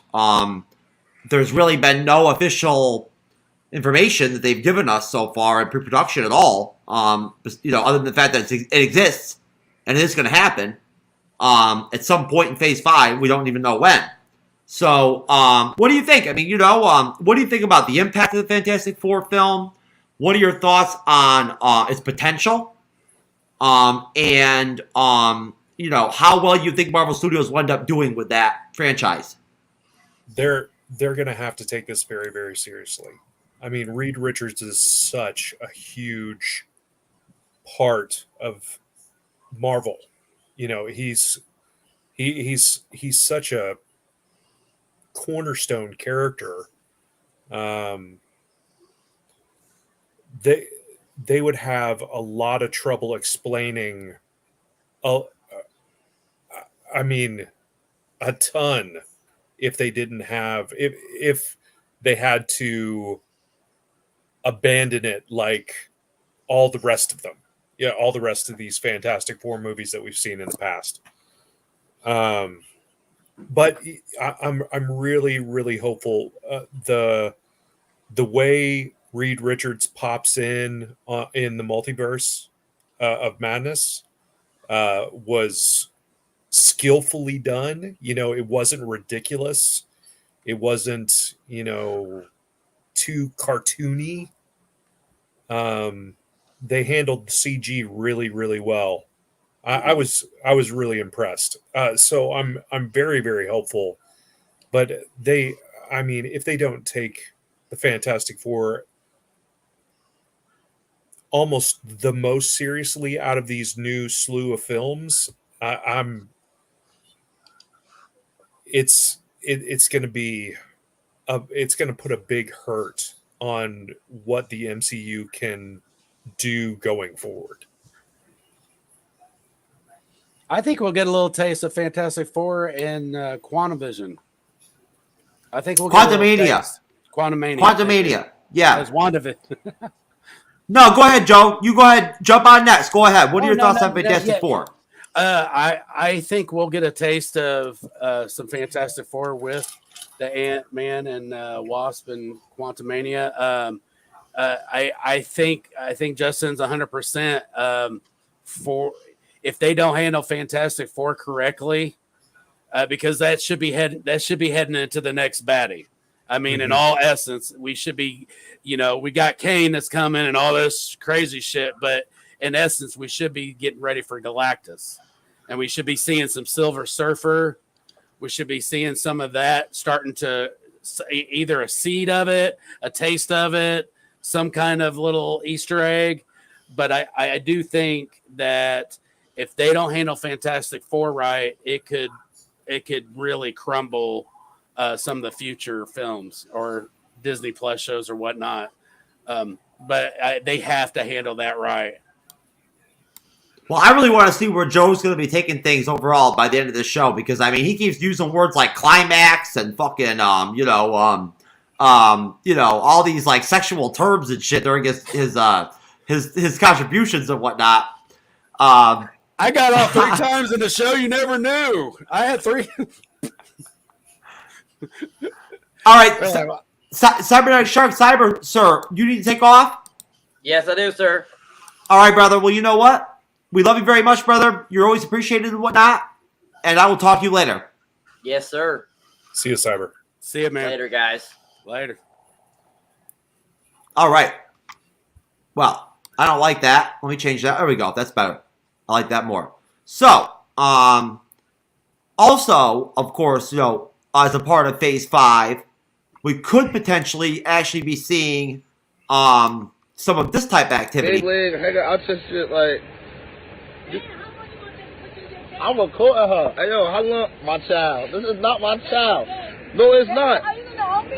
Yeah, you got to give me change. I don't have change. What happened to you? Are you going to help me? What happened to you? I don't know what happened to me. They said I got raped. What? Can you help me, please? They said I got raped. Can you help me, please? Oh, my God. This is so what? This is good footage right here.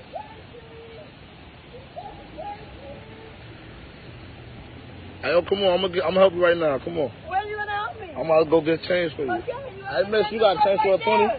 You got change for a 20? They said I got raped. I don't know what's going on. I'm about to help you right now. Relax, yo. Oh my God, that shit is hilarious, dude. I mean, you got some chick walking around, hailing down cars with a fucking baby like sticking out of her underwear, talking about she got raped. This dude's reaction is to ask her if she got changed for 20. Barbie didn't see that shit coming. Like, seriously, man, I'm sorry, but, I mean, that is fucking awesome, dude. I mean, seriously. Like, I mean, some other guys would be concerned when a woman says she's just been raped and whatnot, everything and shit and all that. But this dude was like, you know what? You got to change for 20? Of course, Justin and I have already discussed how much game this guy obviously has. You know what I mean? The fact that, throughout, like, all the intense drama and seriousness obviously going on with this chick with the baby leg, he's still trying to hit that shit anyways. You know what I mean? Like, that's some game right there, man. You know what I mean? That's dedication. I mean, hey, you gotta be really dedicated and shit to still try to hit some shit that's got a baby leg coming out of its underwear. I personally would be concerned if I met a chick and she had a baby leg coming out of her fucking underwear. I would be concerned. I would not really understand or grasp logically what was going down exactly. Maybe that's her mutant power, is to generate a baby leg out of her vagina. It's like that one character on The Boys. His power was his dick, and that dick, it came out of the door. It was like smacking him in the face. Well, all I know is that honestly, that may be one of my most favorite classic video clips of all time on the Bleeding Edge. I love it, man. I'm sorry, but that bitch with the fucking baby leg, man. Yo, that is some dope shit. That is almost as legit as the video clip I showed Justin the other night of the chick that turns into Stevie Wonder. That's white. Oh my god. I gotta see it. Then I gotta roll too. Oh, Joe, you got to roll, man. Oh, you know what? That's awesome, dude. Joe, we'll let you go, man, and then me and Justin can close the show out and shit together, like as a couple and shit. It'll be cool. Hey, it'll be like an inclusivity, diversity, equality moment and shit. It's Disney Plus shit. We'll protect. You know. Fuck yeah, dude. Hey guys, thank you so much for having me on. I'm excited, man. Yeah, hit me up, dude. I might try to jump on some more if you guys have me. Oh, come on now. Hey, you know what? The bleeding edge is addicting, man. You'll be back. Guys, have a good one, man. I'll talk to you guys soon. See All right, you. Joe. Thanks, Nice man. meeting you guys. See ya. Well, geez, Justin, they left us to our own devices, man. I know. But I'll tell you what, though, we are at the hour and 49-minute mark. So essentially, I guess, just to kind of wrap things up before we hit the 2-hour mark, so I think that's a sweet spot, you know what I mean, to kind of like try to kill the show. I personally, I've got to really be in the mood and like really have something to work with if to like go over 2 hours and like rock into a third hour or whatever, you know what I mean? Yeah. It happens, on some shows when we get the conversation flowing enough. Before you know it, the time just flies by. You know what I mean? Before you know it, you're at the 2-hour, 20-minute mark or whatever, and you just keep on rolling. But I've got to have something to work with topic-wise, to really get me going and really get me excited and geared up and whatnot, And honestly, the Phase 5 discussion is an interesting one. Yes. And as I already said earlier in the show, we will definitely, I think, be planning, and Justin will probably end up being a part of it, the planning, to tell you the truth, a full-on Phase 5 preview that's actually, like, well done and, well planned out and whatnot. I do some research and whatnot and really make sure that I really understand and I can remember and reconnect with everything we do know about Phase 5 that has been put out by Marvel Studios and Kevin Feige so far. Because I'll be honest with you, a long time has passed since that Comic-Con in San Diego or whatever and whatnot, where Kevin Feige, dropped Blade and the Fantastic Four and all that and whatnot. A lot of time has passed. It has. And that was like 2019, right? Yeah. So at that point, honestly, I need to like kind of do some homework, and just kind of do some research and whatnot and just kind of make sure I'm aware again of what we do officially know for sure is going down in Phase 5. And, at the end, honestly, I know that, like, beyond Nova, the Fantastic Four, and the Thunderbolts, there's other characters and stuff, there's other teams, there's other stories from the comics that are going to be going down in Phase 5 that have been rumored already and teased and whatnot already in other shows, other YouTubers, on other media, platforms.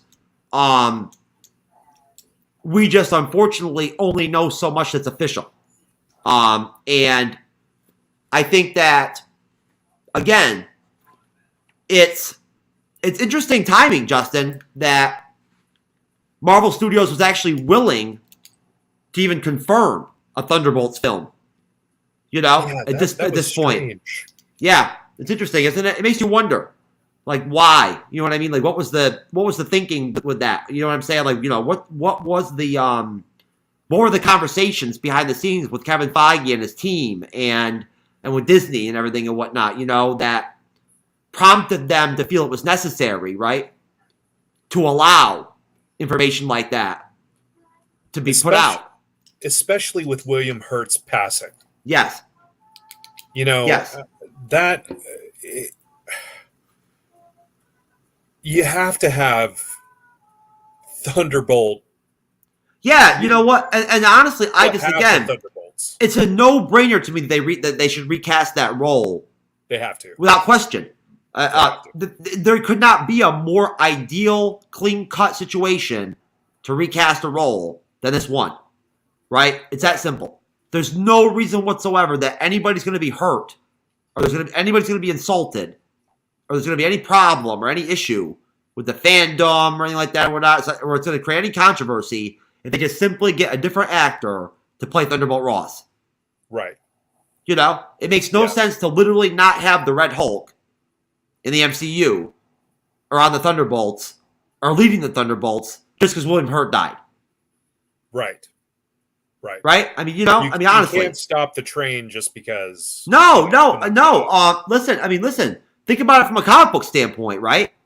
In the comics, the characters are they endear forever. You know what I mean? Like, they span decades and everything and whatnot. They're there. And at that point, for the to keep the continuity, right, of the Marvel Cinematic Universe, and actually give us the full potential, right, and what's possible with that character, Thunderbolt Ross, where he can, the direction that he can go. I don't know which actor they should go with or who they should fill that spot with, but it only makes sense to me that it would just be logical and it would be beneficial for Marvel Studios and the fans if they gave us another Thunderbolt Ross. It doesn't even have to be well done. You know what I mean? Like, it just has to be done. Right. Yeah. I mean, they could do a whole lot of CG, instead of casting a huge actor to be Thunderbolt Ross. They could do a Red Hulk movie or couldn't do a Red Hulk show. I don't think the story's too big.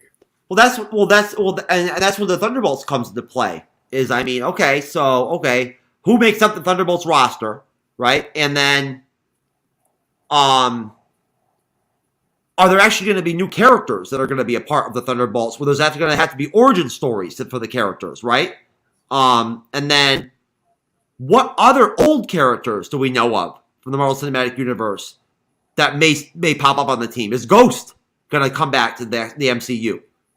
They have to. They have to bring her back. She was such a cool character. I mean, what a cool villain to have.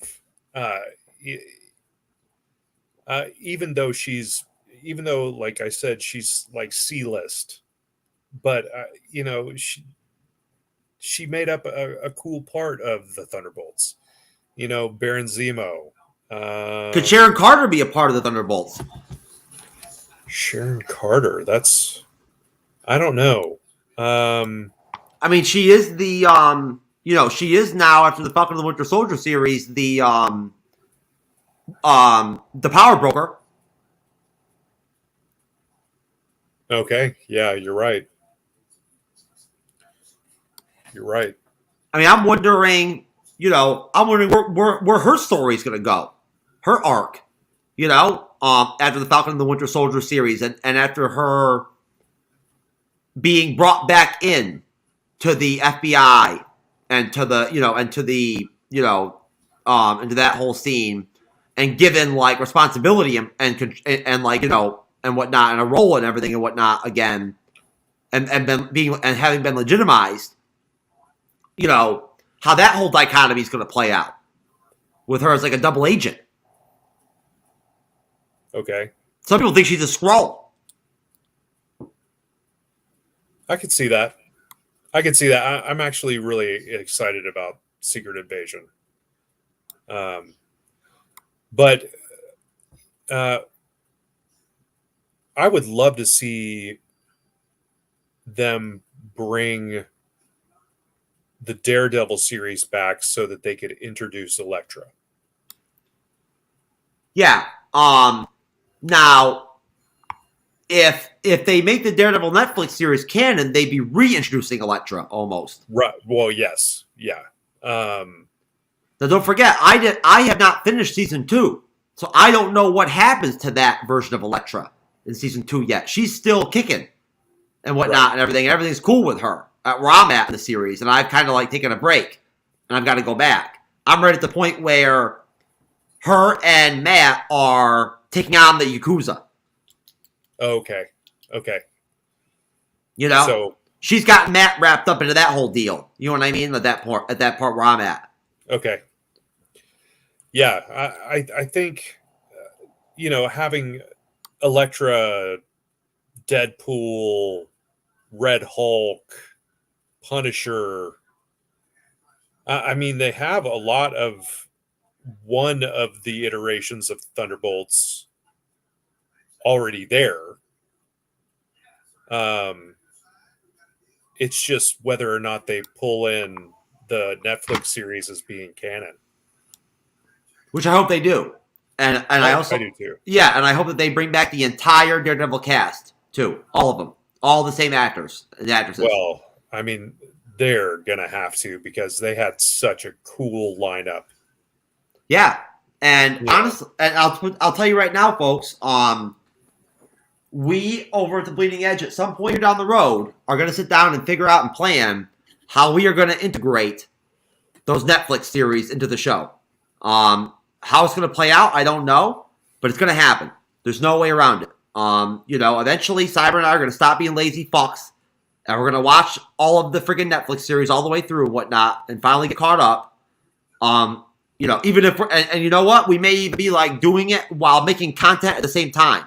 Who knows? You know what I'm saying? I mean, honestly, I don't know if I'm willing to invest the effort and the time and whatnot to actually do episode by episode reviews of all those shows, because that would be like legitimately like we'd be talking about years and years of content to make. Yeah, it would be to do that. It would have to be a survey.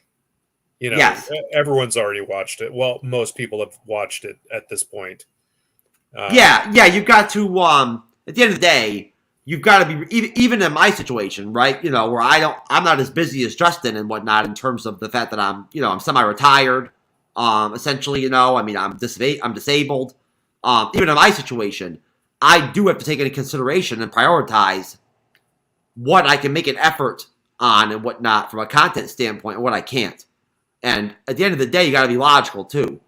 And realistically, it almost would make no sense at this point to go that far back, and actually do episodical reviews of like the Netflix series at this point. You know what I mean? Like at that point, honestly, there's not going to be very many people that are going to be interested in wanting to watch that shit. I don't blame them. It almost would be something you would only do as a fan, right? That would be your only motivation in doing it. It would be pure as a fan for fun, type deal. At that point, what we'll end up probably doing will be probably like season reviews of some kind or something like that, where we do like whole shows. Yeah, that would make sense. Yeah, where we break down and do like whole season reviews, As far as Daredevil goes, Justin, I never told you this before and whatnot, but I love Daredevil. I do. The Frank Miller Daredevil run. Oh yeah, was a big part of my comic book reading years. Luckily, right? For me, and the direction he took that character, the universe he built for him, in terms of the secondary characters that then became a part of his show, the comic book, the people he would team up with, the villains. I mean, you had such interesting shit going on, there was supernatural shit. There was like voodoo shit going on. There was like, dark magic. You know what I mean? Like going on, like everything. Like anything you could think of. Like every freaking dark, like, mysterious, mystical, horrific, aspect possible was interjected into that comic book at that point, almost to some extent. And the Hand, organizations like that. You know what I mean? Yeah.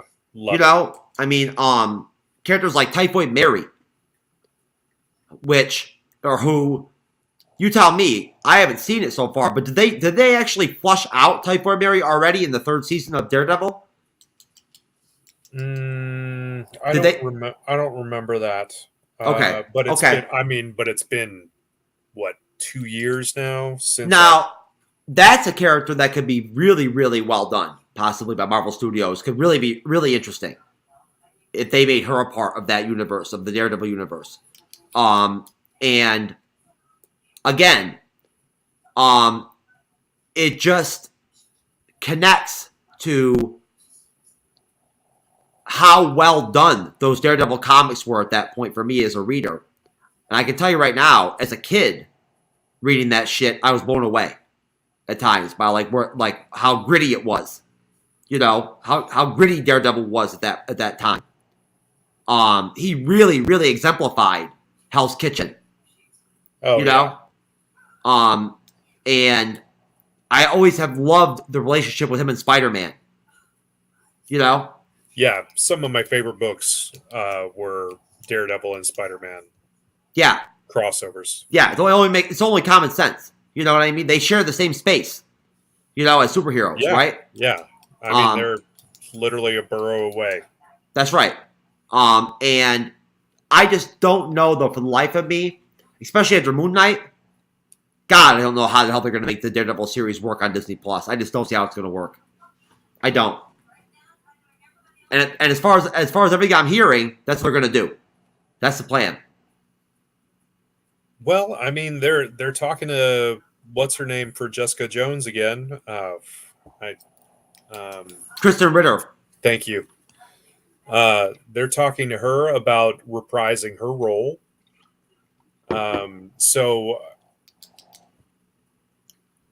I'd like to talk to her about her reprising that scene with Luke Cage, but with me. You know, that one scene, you know? The bed. Yeah, the bedroom scene, yeah. Because she's got some long-ass legs, man. And I dig that, bro. I do. I dig that on the woman. I do. I'll put it out there right now. I love the ladies, and those long-legged ones, hey, they're okay with me, friends. But anyways, folks, as I said earlier, I would give Justin a break and shit and whatnot from the Bleeding Edge and cut things off at 2 hours. Well, we're already past 2 hours. So, somewhere we've set a record. But over here at the Bleeding Edge, we, of course, aren't much into plugging. We don't really do much of it and whatnot. Not my thing. Never has been. Don't like it. Don't enjoy doing it. It's fake as fuck and very repetitive and kind of, almost, I don't know. I don't want to beg people to fucking subscribe to our YouTube channel. I'm not going to do it. So all I'll say is just that, look, if you're already there, and you like at least some aspect of what we do, it's only common sense. It only takes 2 seconds. Just hit subscribe. You know what I'm saying? I mean, shit. I'm telling you, even Chloe Zhao could figure that out. Poor Chloe. That's right. I'm telling you. But anyways, folks, listen. For Cyberneticshark, for Joe, for Nate the Great, for Justin, and for myself, I just want to say shout out and spread love and God bless the fandom. God bless everybody else. And we will see you, of course, on Friday evening. Peace. Và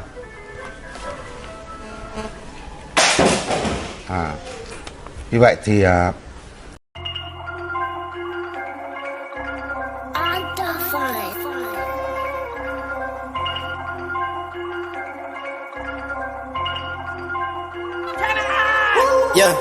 look, tell me what's the vibes, what's the mood? Yeah, I just hit a Mikey for the juice. Yeah, ain't no capping, I'ma tell the truth. I've been winning for so long, it's hard to lose.